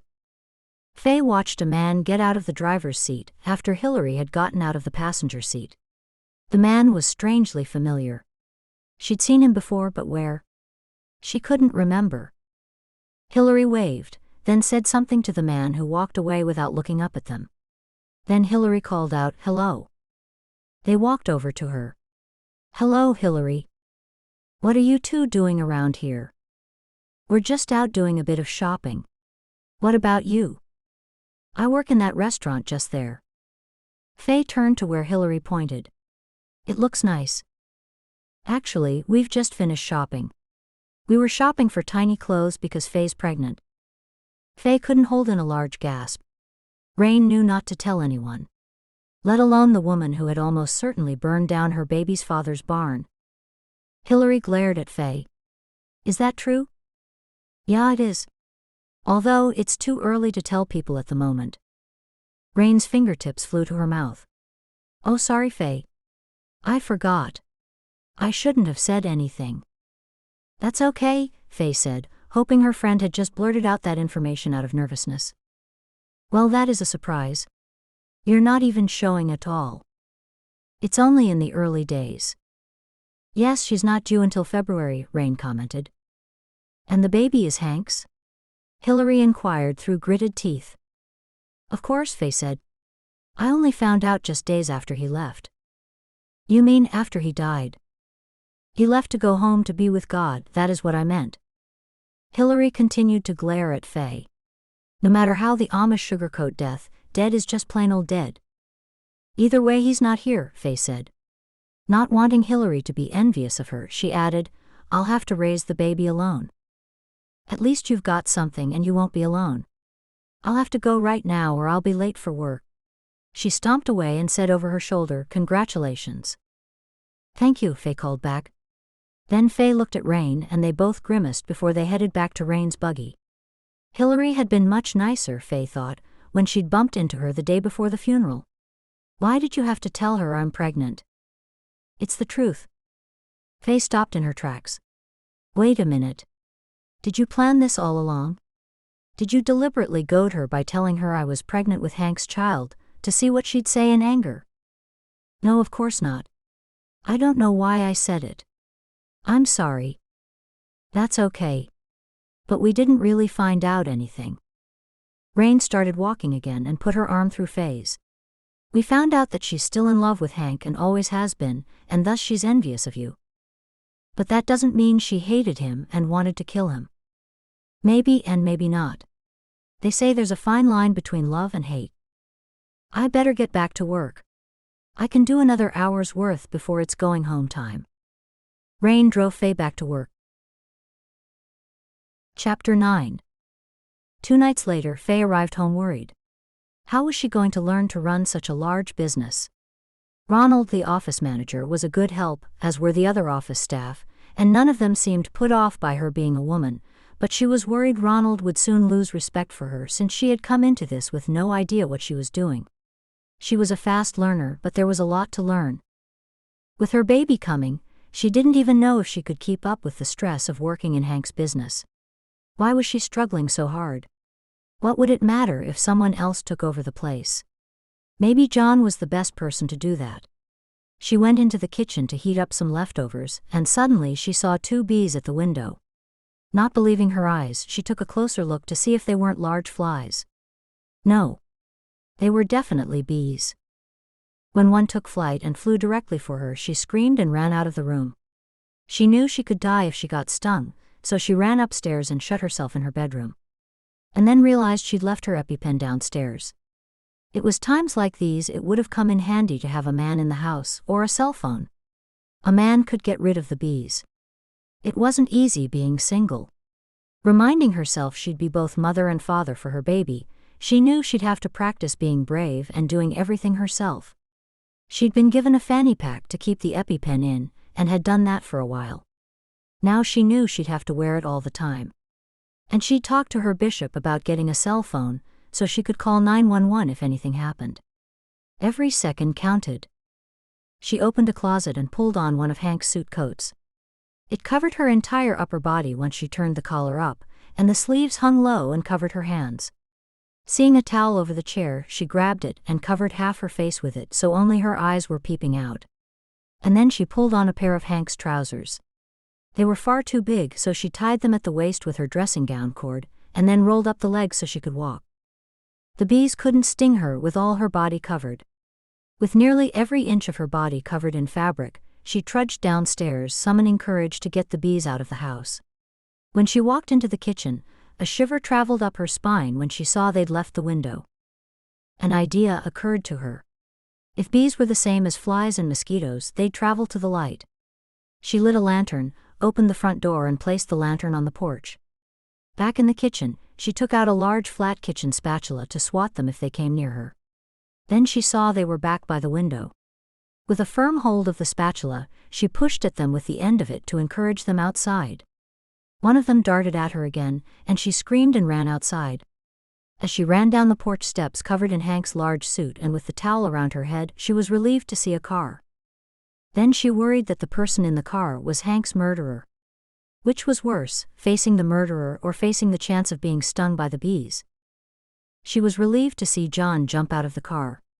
He took one look at her and burst out laughing. "What on earth have you got on?" Pointing the spatula toward the house, she said, "Bees." He took a step forward, frowning. "What?" She yanked the towel down to uncover her mouth. "Bees in the house." Then his face straightened and his eyes went wide. Stay back. He headed into the house. Everyone in the community had heard about her near death from a bee sting. The bishop had announced to everyone the importance of her staying away from bees, and if she was stung, she was to be rushed to the nearest hospital. She was relieved that John remembered. He came out a moment later. Where did you see them? And how many? In the kitchen. There were 2. As he headed back in, she yelled after him, near the window. He was gone for a couple of minutes, and then he came back outside. I opened the window and they flew out. The both of them? Yes. She sighed with relief. Thank you so much. You're allergic, aren't you? Yes, I am. Tears rolled down her face. Everything was overwhelming. She was suddenly alone in the world, trying to run a business she knew nothing about, and now the surprise pregnancy. How was she expected to do it all? She dropped the spatula she'd been clutching and covered her face with her hands. She didn't want to cry in front of her brother-in-law, but she couldn't help it. He stepped closer. It's okay, they're gone. Come inside. He put his arm around her shoulder and walked her inside. When he'd sat her on the couch, he asked, Have you had something to eat? She shook her head. I was going to heat up some leftovers. Sit down, I'll do that for you. Are they in the fridge? She nodded. I've got no idea how the bees got into the house. It's been closed up all day. Shall I go around and check all your doors and windows? Yes, please. While the food was heating, he checked the doors and windows. She suddenly grew nervous.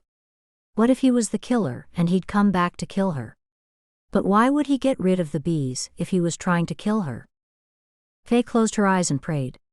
If it was God's will that she go to meet him now, that she go home, then so be it.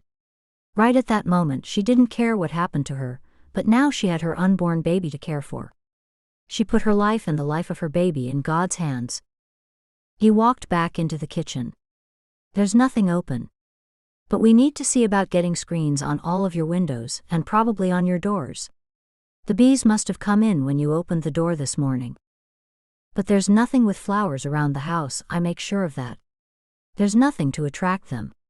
There aren't even any weeds.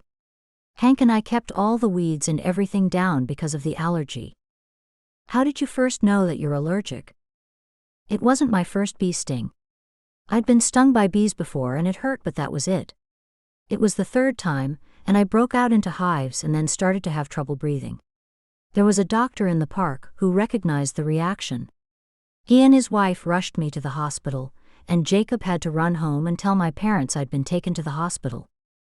What happened at the hospital?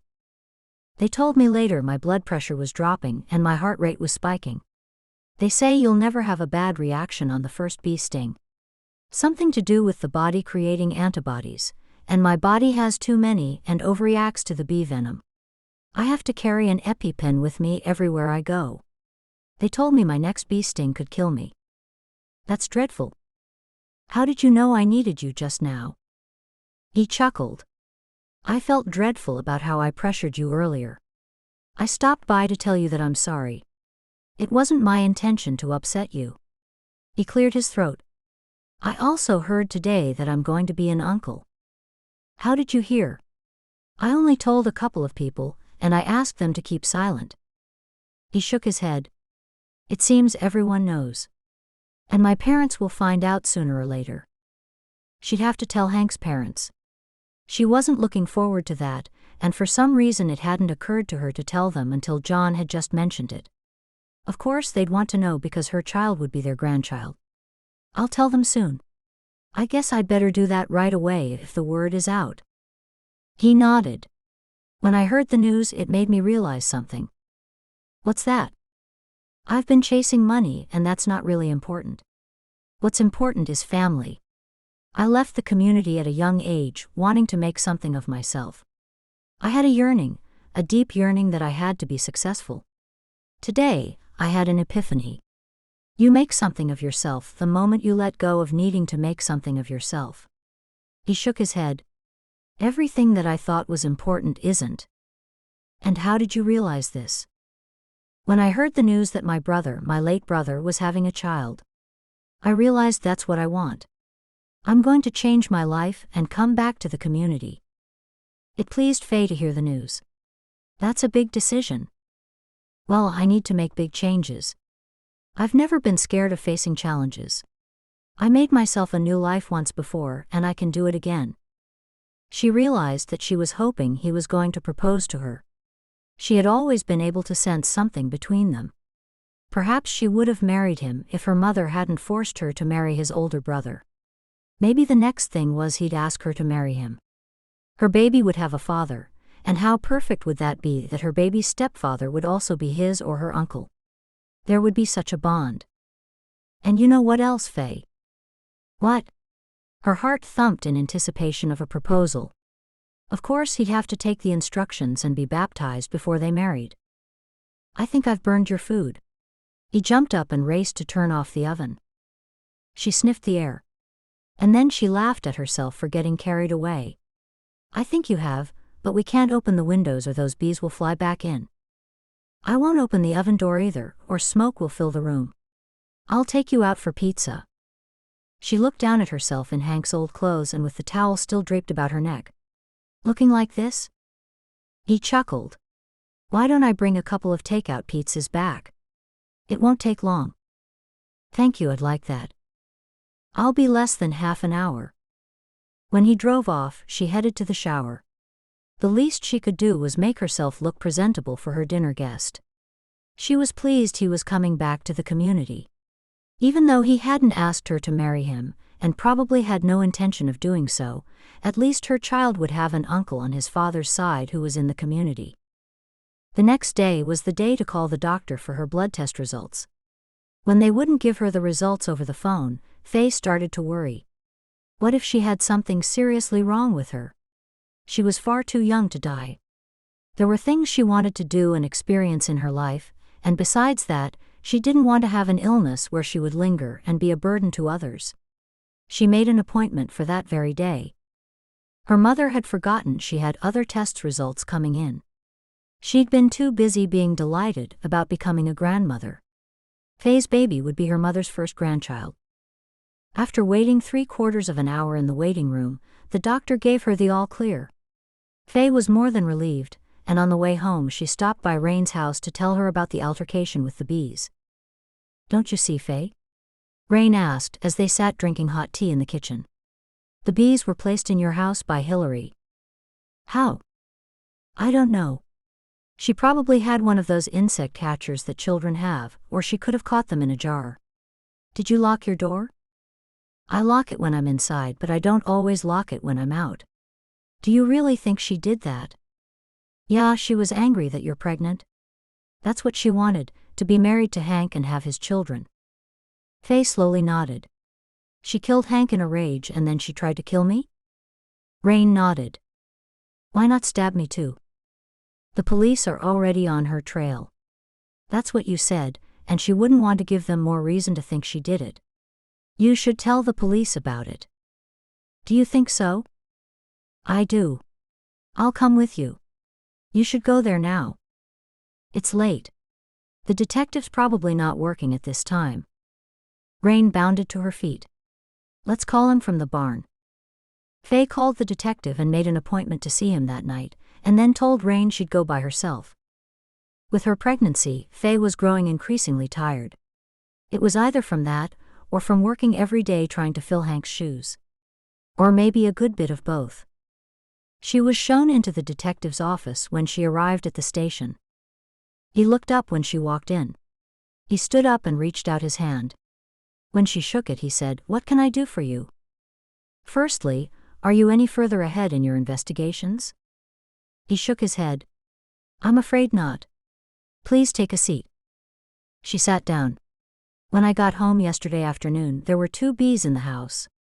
After she took a deep breath to settle her nerves, she looked up at his blank face.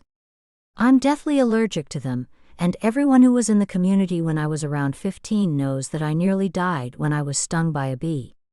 I came way too close, and the doctor said the next sting could kill me. I'm sorry, but I don't know where you're going with this. A friend of mine thought that someone might have done that deliberately. Put bees in your house to bite you? Sting. What? Oh. Pardon me to sting you. Faye nodded. It might sound silly. I suppose it does, but I told my friend what happened and she was insistent that I tell you. Who knows about your allergy? Everyone who was in the community when I was 15, and was old enough at the time to remember it. That would include Hank's half-brothers? Yes, it would, and it would include Hillary Bauer. I see where you're going with this. You think Hillary put bees in your house? Possibly. Why would she wish you harm? Your husband's gone, so it wouldn't be to get back at him. Faye took a deep breath.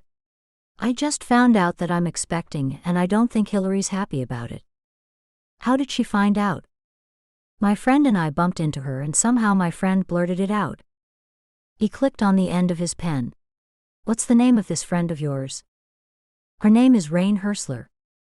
He jotted the name down and then looked up at her. Tell me what happened yesterday from the time you arrived home.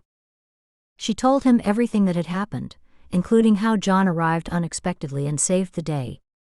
He arrived just in time to eradicate the bees. The bees weren't harmed. He opened the window and they flew out. Interesting. He jotted a few more things down. You should really have window screens with that allergy. Then he looked up at her and smiled. Congratulations, by the way. Oh. She giggled. Thank you. It was a surprise. Has John been stopping by regularly? No, he never stops by, but I was sure pleased to see him. And how long has Rain Hersler been your friend? For as long as I can remember. Why? I'm just getting a broad picture. Rain wouldn't have anything to do with Hank's murder.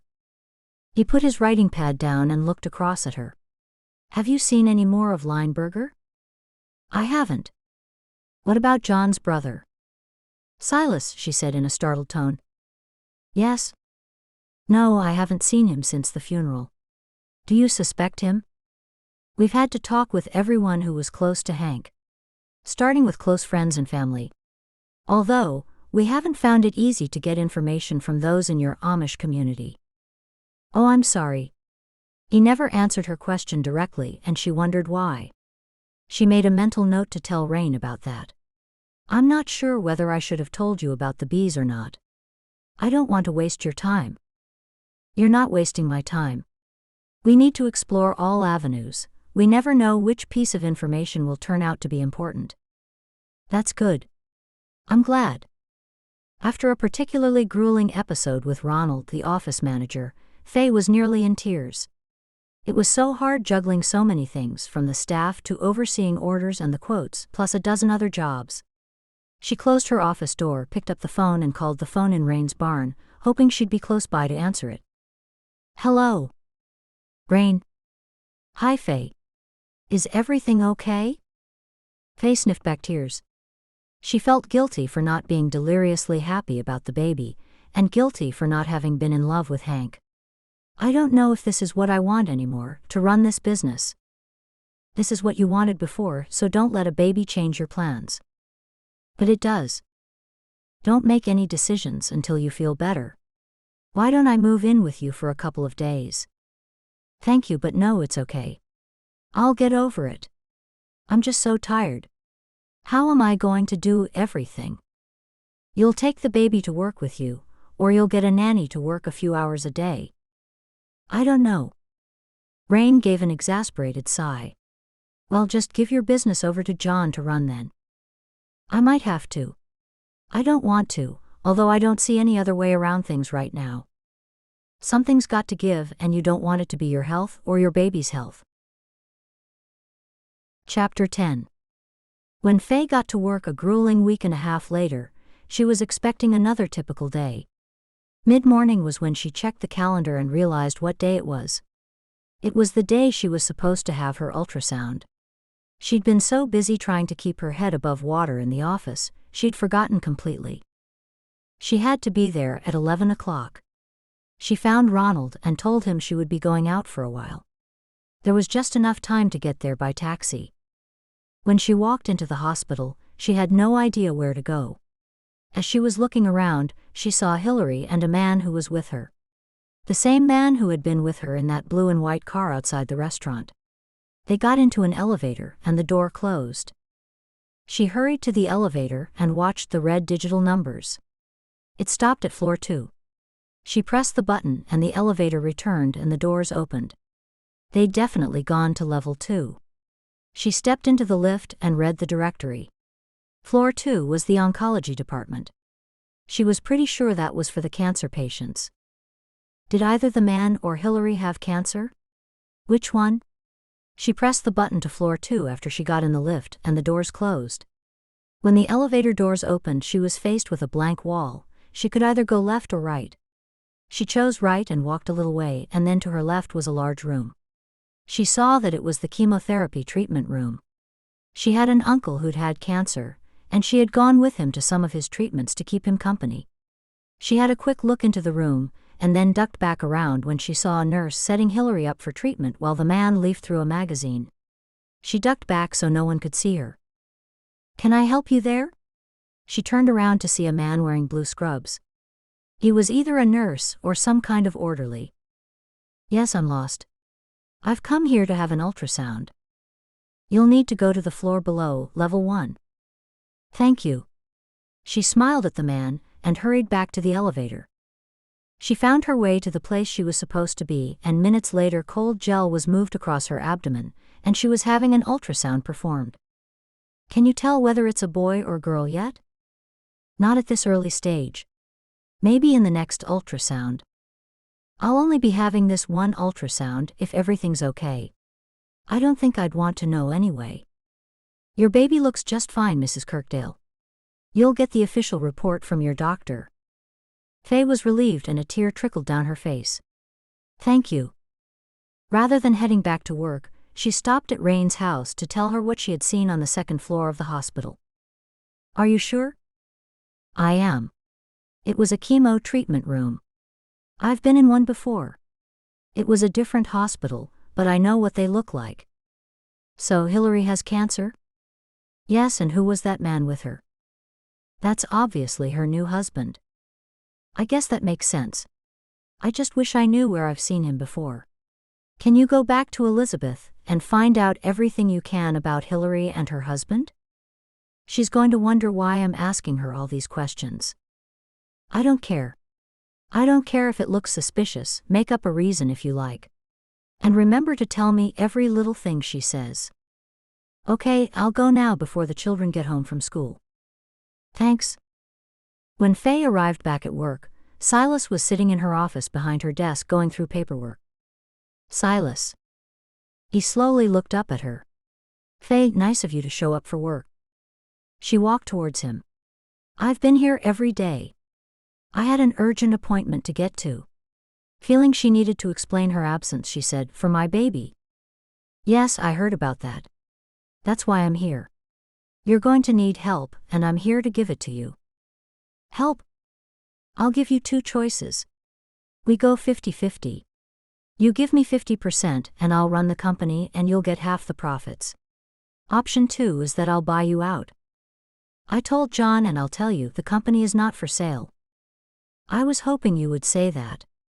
I can always take it from you and then you won't get a cent." She stood there staring at Silas, wondering whether he had killed his half-brother. Hank must have been killed for money, she figured, and specifically for his company. The murderer had to be someone who wanted it, and she was standing in the murderer's way. All of Hank's family would have thought the business should go to one of Hank's brothers on his passing. But surely the killer would have found that out beforehand. "You're in my seat," she said, standing her ground. "Did you hear what I just said? How do you think you're going to take the company from me? Declare you incompetent. That'd be easy, and perhaps you are even insane if you think you can run a company like this with no experience. Anyway, you won't get a cent from my brother's estate when they prove that you killed him." Her mouth fell open at his words. "How dare you say a thing like that to me? You probably did it, and you're upset that Hank didn't leave the company to you and John. If you cooperate with me, I'll help you with the police." "I don't need help with the police, and I don't need help with the business." That wasn't completely true. She probably needed help with both, but not from him. Now Silas was on the top of her suspect list. She wondered what the police had found out about Silas. Who let you in here? I just walked in. Does Ronald know you're here? I sent him off on an errand. What? He nodded. You've got no right to order my staff about. They need and want to follow a man, not a woman, and especially not an Amish woman. Leave now or I'll call the police and have them drag you out. He raised his arms. I'm sorry, I think we got off on the wrong foot. Let's start again. Let's not. Get out. Without taking his eyes off her, he slowly rose to his feet. The cold, cruel look in his eyes turned her insides to stone. She did her best not to let it show how much he scared her. I'll give you a day or two to think things over. None of the staff wants you here, he continued. Except your useless brothers. By this time he was halfway across her office floor. Get out, she yelled. He slowly walked out the door without looking back. When she had watched him all the way out of the building, she sat down on the chair behind her desk, relieved that he was gone. And then his words came into her mind. What if it was true that none of the staff wanted her there? Who would want to follow a boss who didn't know what they were doing? The thought occurred to her that maybe John had sent Silas to be horrible, and that way John's offer would seem that much more attractive. Were Hank's two half-brothers in this together? She hoped that John was for her and not against her, as she was starting to develop feelings for him. But were they real feelings, or were they feelings born out of her vulnerability, since she was suddenly alone and pregnant? Did she see John as an answer to her problems, a substitute for Hank? All she knew was that she couldn't rest until she found out who had killed Hank. Until the police found out who did it, she would be unable to trust anybody. She felt like she was on a fast-moving conveyor belt, taking her from one disaster to another. She closed her eyes and took a couple of deep breaths, and then she picked up the phone and called Detective Hervey to report what had happened, and to see if there had been any new developments. Chapter 11. The detective was out, so she left a message for him to call back. Just as she was about to go through the next stack of paperwork, an image of Hillary's man came into her head. Aha! She remembered where she had seen him before. A couple of years ago, he had knocked on her door asking questions about Hank, saying he was looking for a man who was adopted into the Amish. She gave him the address of Hank's parents. A couple of days later, she had a conversation with Hank's stepmother, who hadn't been too pleased to get a visit from this man asking her questions surrounding Hank's background. Was Hank adopted? And could his birth family have anything to do with his murder? Just when she was leaving work for the day, she got a call from Rain. Hello, Rain. Did you talk with Elizabeth? I did, and I found out a lot. I described the man who was with Hillary, and Elizabeth said that that's her husband. And the restaurant where Hillary works, she owns it, that one and several other restaurants. She's a very wealthy woman. The husband who died owned a string of restaurants, and she inherited them. Really? That is interesting. If they're rich, why were they driving that old beat-up car? Elizabeth said they collect rare vintage cars. That must have been one of them. Oh. Faye didn't know one old car from another, and neither did Rain. Anything else? Isn't that enough? Rain asked. Yeah, it's quite a lot. Thank you for finding that out. Does Elizabeth know that Hillary's sick? She didn't mention it, so I didn't bring it up. That's best. Faye told her friend about Silas's visit and him turning nasty. Then she told Rain of her theory about Silas and John being in it together. Have you told the police any of this? Rain asked. No. I called the detective earlier and left a message for him to call me back. But I worry that it's just a whole jumble of things and nothing concrete. Silas and Hillary might have nothing to do with Hank's murder. What if the police were wrong, and it was just a random killing? I don't know, but that's for the police to figure out. Just when Faye had gotten into her house, John arrived and knocked on her door. John, come in. Am I letting a killer into the house? She decided not to mention Silas's visit and see if John mentioned it. How have you been? Fine. Have you eaten? I'm just making myself some dinner. You can join me. No, I won't keep you long. I just wanted to tell you that I've spoken to the bishop. I'm tying up a few loose ends over the next few days, and I'll be back into the community next week. I'm taking the instructions and being baptized. I'll be a fully fledged member of the Amish community before you know it." Now all suspicion of him went out the window. He was really doing this, not just talking about it. "Really?" He nodded. "That makes me so happy."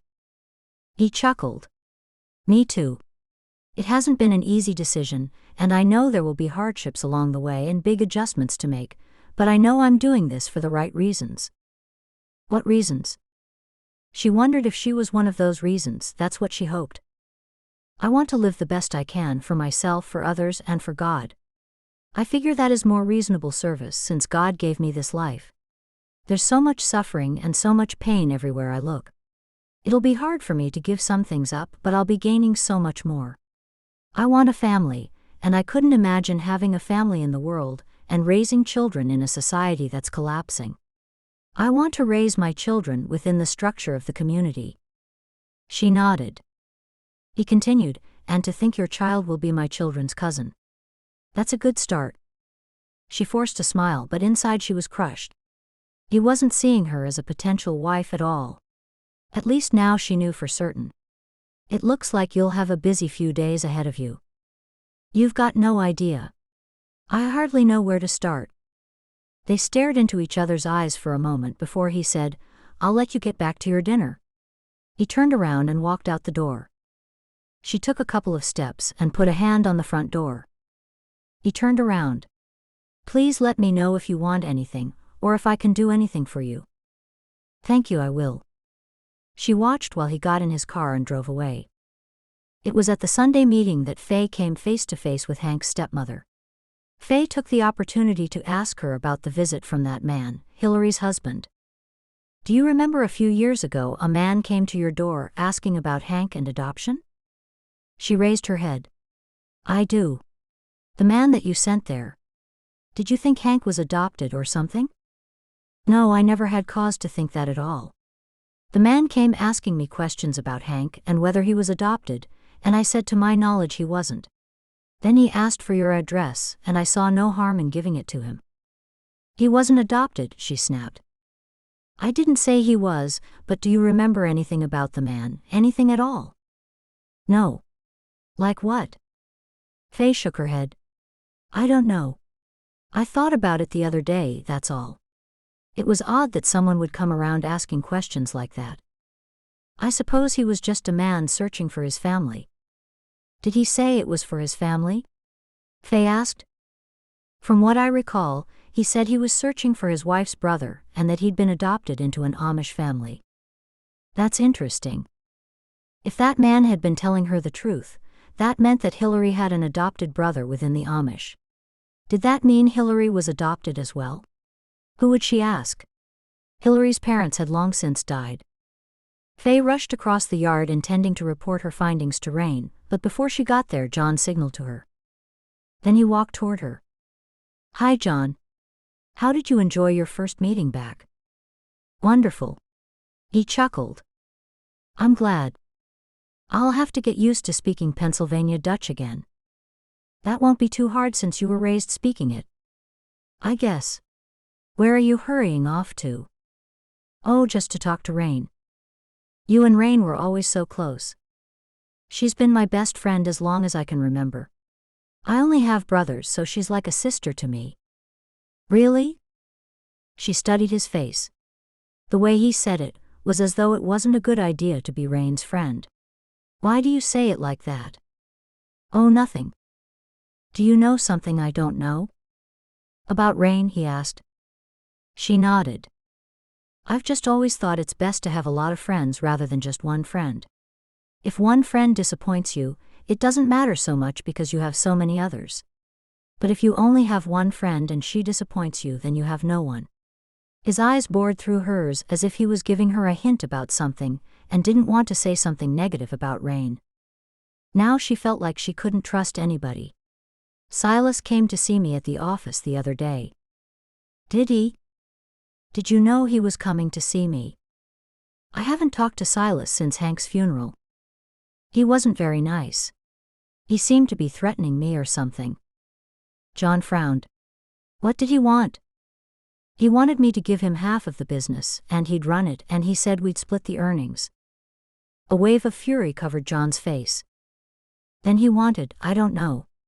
It's just everyone has so many demands on me lately, I just don't know whether I'm coming or going. She rubbed her eyes, realizing she was close to tears. He put a hand on her arm. Sit down, Faye. You've had far too much pressure on you. He led her over to a chair. Can I get you something to eat? She nodded and looked back at the large table of food and all the people who were helping themselves. She had no energy to get any food for herself. If you could just get me a little something, I would appreciate it. Stay here, I'll be back. She thought how good it would be to have him for a husband, so he could look after her. On her way home, her horse pulled the buggy through the streets while Faye thought of the empty home that awaited her. Sunday was one day when Hank had been there. There was never much traffic on a Sunday when she drove the buggy home from the meetings, and Faye was surprised to hear cars zooming behind her. She glanced over her shoulder and saw 2 black cars. One overtook her and was so close that her horse jumped to one side, causing the buggy to lurch too. The next car accelerated and clipped the back of the buggy. That's when she knew these cars were only out to harass her. Then the car honked the horn and clipped the buggy again. She pulled the buggy over off the road and the car zoomed off. She tried to see who was driving, but the windows were darkened. Her horse's neck was held up and his ears were turned back. She waited a while until both she and her horse were calm. Making sure there were no cars around, she got down to inspect the buggy, the horse, and the harness. When she saw everything was okay, she patted the horse and spoke to him in soothing tones in an effort to calm him. The black cars had meant to frighten her and they'd done just that. When she climbed back into the buggy, Lineberger came to mind. He'd threatened her. Maybe it was he who'd sent the people in that car to give her a warning. As soon as Faye turned the horse out into the paddock, she picked up the phone in the barn to call the detective. What was he doing about finding Hank's killer? Not much, it seemed. She'd been living in fear since he'd been killed, and she couldn't take it anymore. Each day she drove home half expecting that someone might jump into her buggy and stab her. Either that or in fear she'd arrive home to a house full of bees. She called the detective's cell phone. When he answered, he sounded like he'd been having a nap. Hello, detective, it's Faye Kirkdale. What can I do for you? You can find my husband's killer, she snapped. Now someone's trying to kill me. I was harassed by 2 black cars. One just missed me and the other hit me from behind deliberately twice. I'm sure it was something to do with Lineberger, that man who's trying to buy me out. He said something about me being foolish and I might be in danger if I didn't take his offer. Are you injured? No. Did you get the plate numbers? I didn't even think of that. Faye felt stupid for not doing something so simple. Anyway, what have you been doing about finding who murdered Hank? We've been working on it and following up leads. Faye gave an exasperated sigh. It's not good enough. I live every day wondering if I'll be next. I'm having a baby soon and I'm worried about my child's safety. I want you to find the killer before I give birth. I had forgotten you were expecting. Well, I am. We're doing all we can. Do you have any new information? At the risk of sounding silly, she also told him about Silas's visit to the office, and about Hillary's illness, and Hillary's husband's visit to her some time ago inquiring about whether Hank might have been adopted. Leave it with me, was all that he said. I've been leaving it with you for too long. She slammed the phone down and then picked it up and called a taxi. She opened the phone book and found the address of Hillary's restaurant, and then she found Hillary's home address. She'd try her home first, and then confront her about this adoption business and find out what was really going on.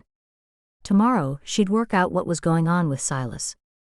She arrived at Hillary's house and knocked on her door. She listened to heavy footsteps as they approached the door. Oh. Hello. I hope I've got the right place. I'm looking for Hillary Bauer. I suppose she has a different last name now. That's my wife. Is she home? She's at one of our restaurants. Before she could stop herself, she said, Isn't she sick? Yes, but she won't stop working until she drops. That's just who she is. He studied her. Have we met before? I don't know. Hillary knew you when she was Amish? That's right. She should be home any minute. Come in and wait for her. Thanks. When he stepped back, Faye walked in. He showed her to the living room and sat with her. I remember now. We have met before, Faye said. You came to my door asking questions about my husband. You're the lady whose husband was just murdered? Yes. I'm so sorry. Hillary told me about it. She knew him quite well. I know. The reason I was asking questions was that when Hillary found out about her illness, she wanted to leave half of everything to the older brother her parents had adopted out the year before she was born. I did some research and found out it was Hank. I'm sorry if you didn't know that, but he was the right age and the only man in the community born in that month. Faye realized that if it was true, it explained Hank and Hillary's sudden breakup.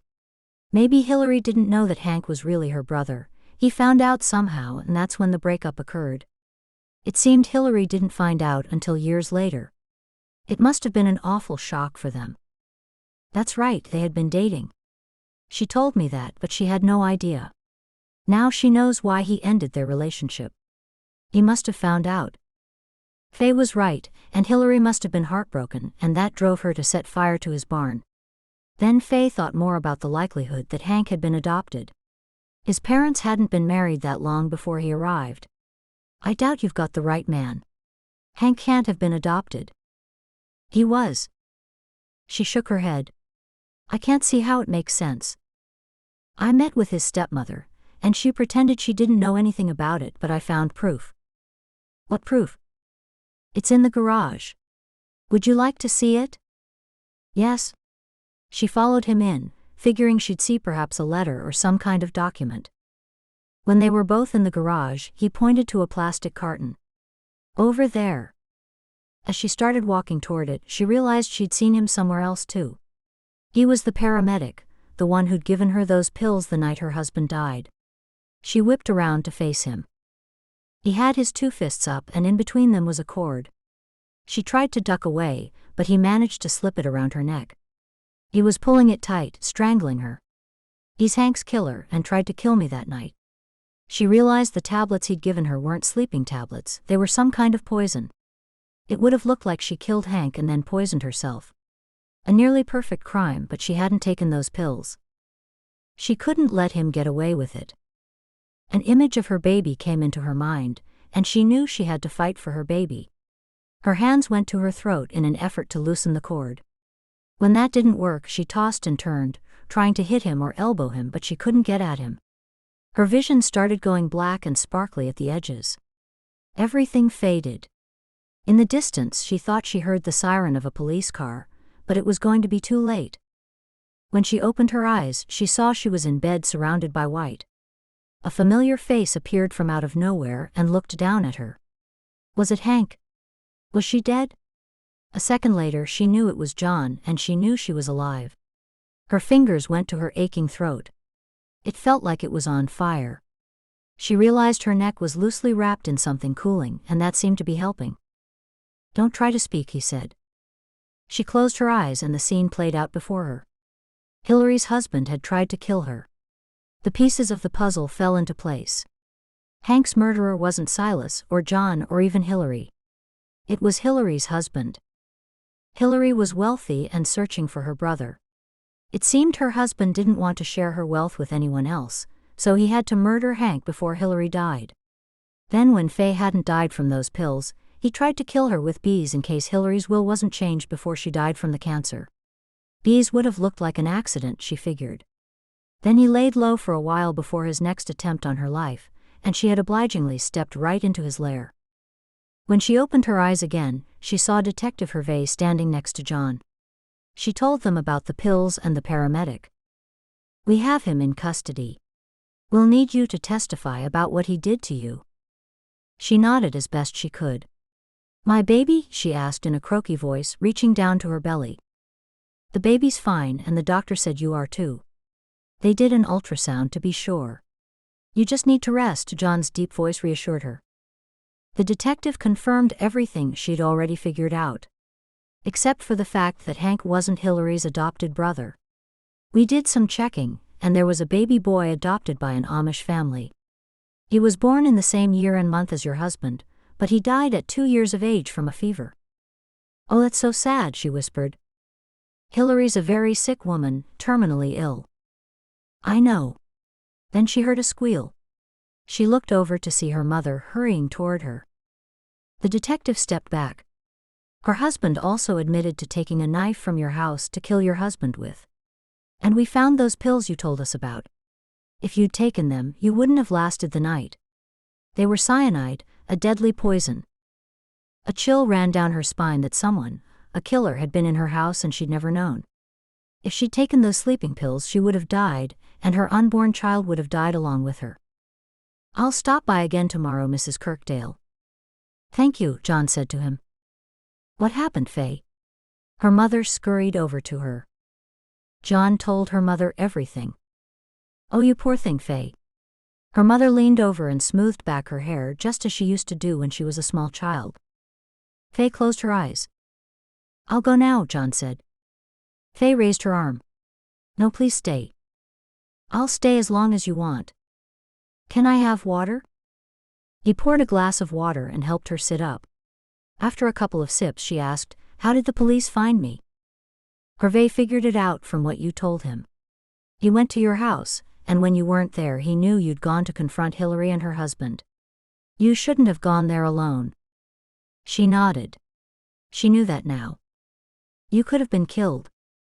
My baby and I are safe. Your father is worried and waiting by the phone in the barn. I'll call him and tell him you're all right. Yeah, I'm okay. Her mother used the phone in the room to call her husband, and while she was busy, Faye turned to John. How did you get here? I had just arrived at your house when the detective pulled up. He told me where he thought you were, and I went in the car with him. If only her mother wasn't there, this would be a perfect time for him to ask her to marry him. Then her life would be complete. Her mother placed the receiver down and stood between the two of them. When will you be coming home? I don't know. She'll be here overnight, John said, and the doctor said she shouldn't speak too much. You'll have to come back and live with us, Faye. No. I've got my own home. The danger's gone. You always were a stubborn girl. Don't speak so much, Faye, John told her. She closed her eyes, in no mood to listen to her mother's reprimands. Well, if you're not going to talk to me, I might as well go, her mother said.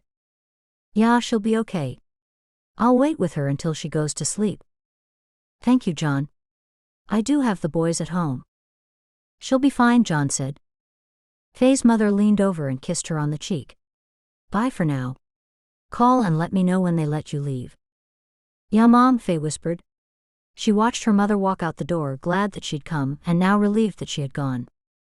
The doctor said you'll be hoarse for a while, but the baby's just fine, so don't worry, John said. That's all that matters. Is your throat sore? She nodded. Hurts bad when I swallow? Try not to talk. God spared you. The doctor said a moment later, and you would have died. I'll sit here with you for a while. She nodded.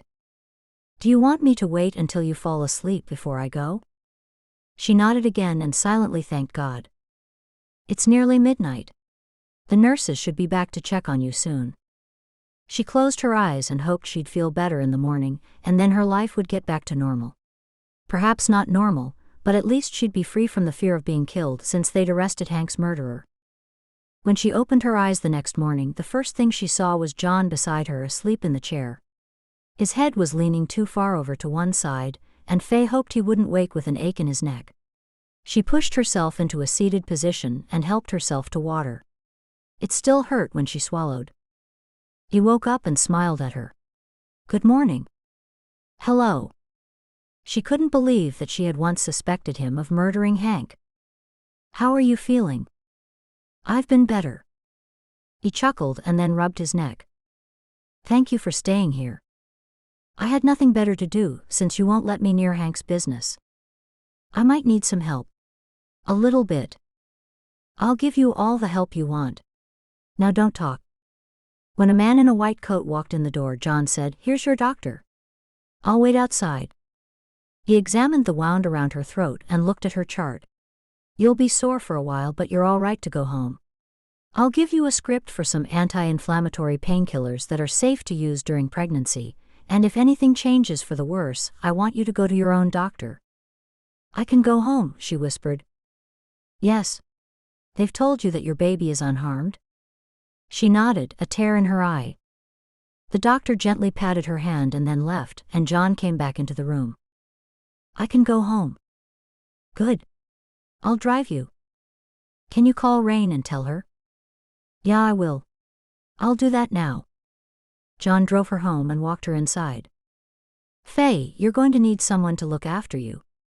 Of course she would, and he was just the man to do it. She smiled at him, waiting for his marriage proposal. "Can you stay with someone? Perhaps you could stay with your mother for just a while. You look so pale." Her heart sank. He meant look after her in the short term. "I'll feel much better here in my own home. Then I'll have no choice but to check on you every day. Please don't tell me you're going to work." "I've been thinking about that. Perhaps I could use a little help." "Really?" She nodded. "At last you see sense." I said, "A little. I'll still be in charge since it's my company." He chuckled. "Now what can I do for you before I go?" Faye didn't want him to go at all. "I've got hardly any food in the house. Can I give you a grocery list and you take it to Rain?"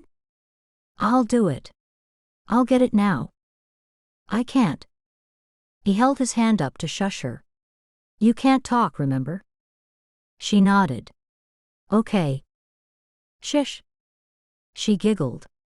And stopped short because that hurt too. When she had written out the list, she handed it to him. "Thank you. It's times like these I miss my car. I could have zipped down and zipped back with the shopping. Now it's going to take half a day." He looked back at her and smiled. "I'll enjoy the ride with the fresh air in my face."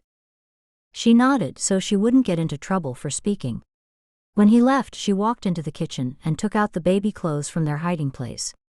She looked at each piece in turn, imagining what her baby would look like. They hadn't said if this ultrasound had showed the baby's sex, and she didn't want to know.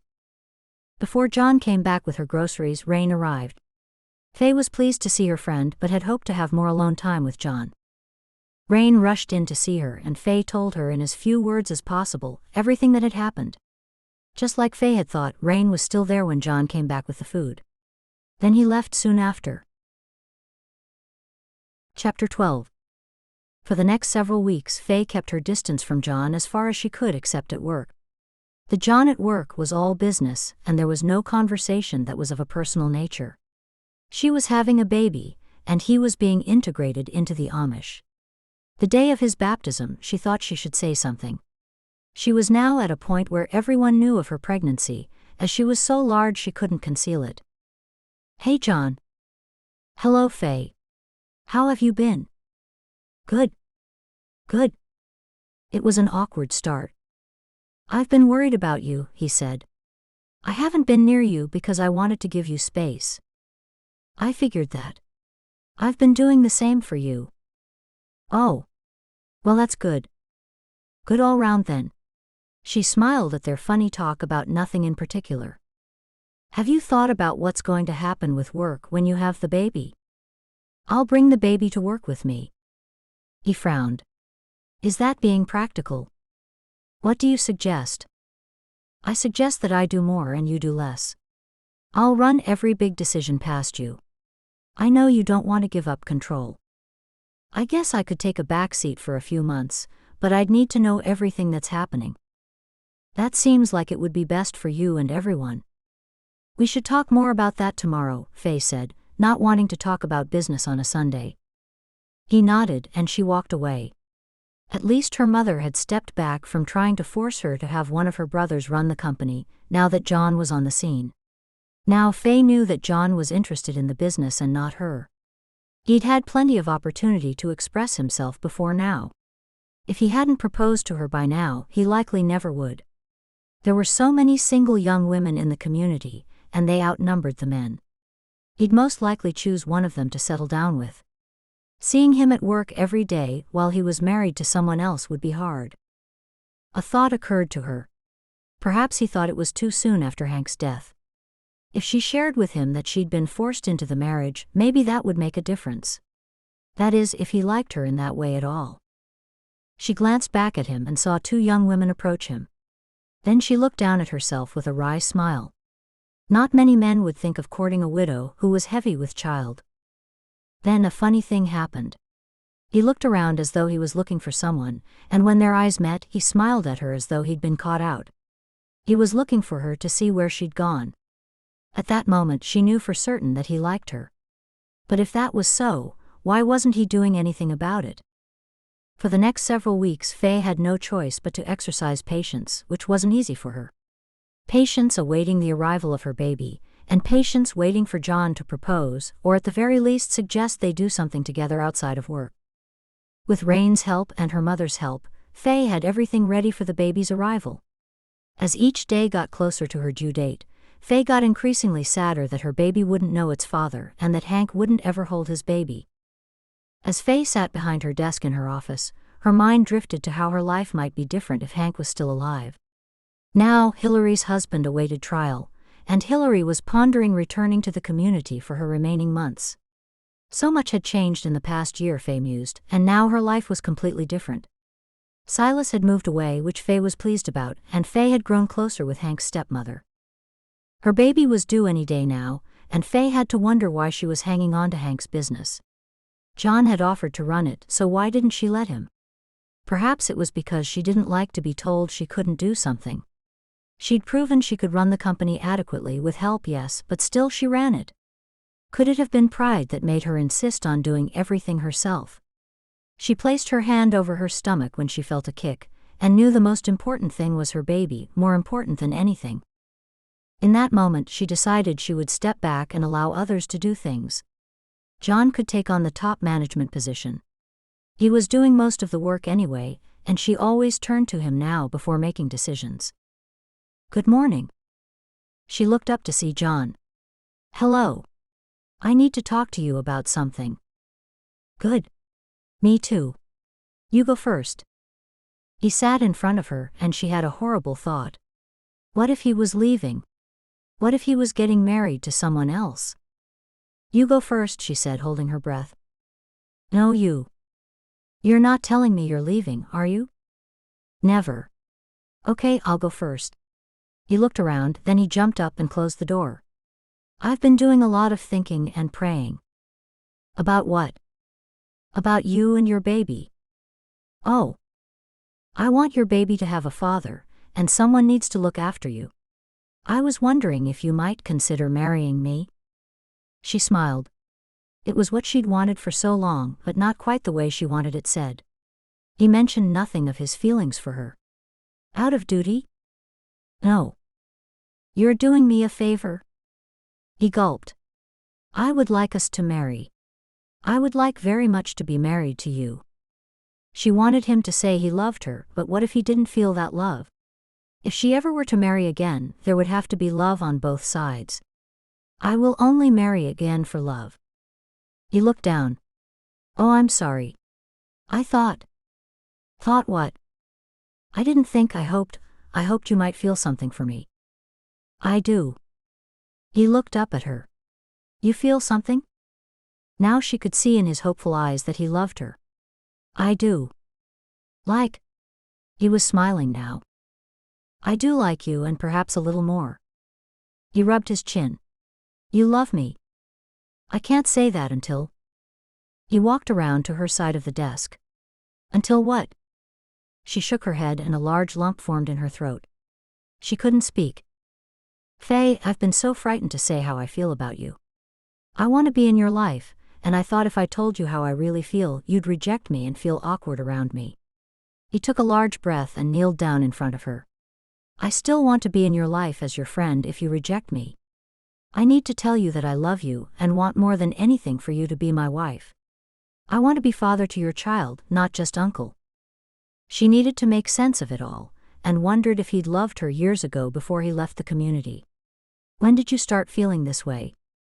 "When I came back and saw you after Hank died, I knew I should have never left in the first place. I had a burning desire to make something of myself back then, and didn't know what love was. I liked you back when I was a teenager, but never showed it. I thought nothing of love or how rare it was. Now that I have a chance with you, I don't want to let you go. Unless you don't feel the same. If you don't, I'll still be the best uncle your baby will ever have." Faye giggled. Today was possibly the best day of her life. "I have so many brothers, my baby will have no shortage of uncles. What my baby needs is a father." He smiled. "And what do you need, or what do you want?" "You." "Really?" He took hold of her hand. She held onto his hand, squeezing tight. Tears rolled down her cheeks as she nodded. He leaned forward and with his free hand he wiped her tears away. "Will you marry me, Faye?" "Yeah, I will." He kissed her on her forehead. "Thank you." A stabbing pain thrashed across Faye's lower abdomen. "Oh. The baby's coming. Now. Soon.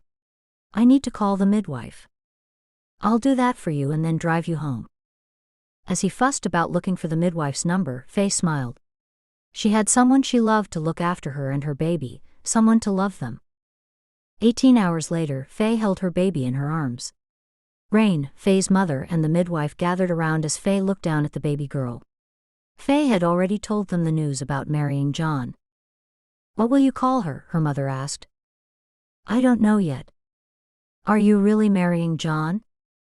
"Yeah, I am." "We'll get everything cleaned up so he can come in and see you," Rain said. The midwife added, "The poor man must be exhausted after waiting downstairs all this time." Faye thought that a weird thing to say. After all, she had been the one having all the agony and doing almost all of the work. "When John comes in, can everyone leave us alone?" Everyone agreed, and minutes later John walked into the room. "How are you?" "Fine. Look at our little girl." He stepped forward slowly. The baby opened her eyes. "Look at her. She's so beautiful." Tears filled his eyes. "She is." Faye kissed her on the top of her bald head. "I can't believe she's finally here." She looked up at him. "Don't change your mind." He chuckled. "I won't. I feel like I'm the most blessed man in the world. I'm back where I belong and I've got something I've always wanted, a wife and a child. We'll marry as soon as we can. When I leave here, I'll go to the bishop and make all the arrangements." "Okay. Can I get you anything?" She shook her head.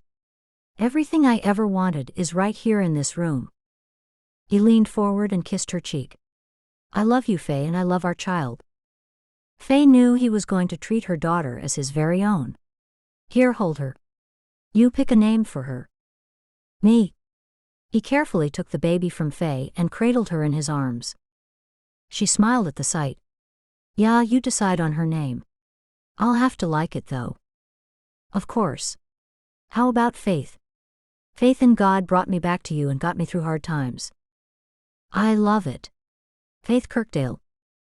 2 months later, Faye and John married and moved into a new house so they could start afresh. Throughout the first year of their married life, Faye was involved in the business, but as their family grew over the next 5 years with 2 more children, a boy and then another girl, Faye was more content to stay at home. John came home every night in time to have dinner with them, and even after years of marriage he never stopped being attentive and loving. John was the husband that Faye had always hoped for, and she thanked God every day. Thank you for listening to Amish Widow's Decision.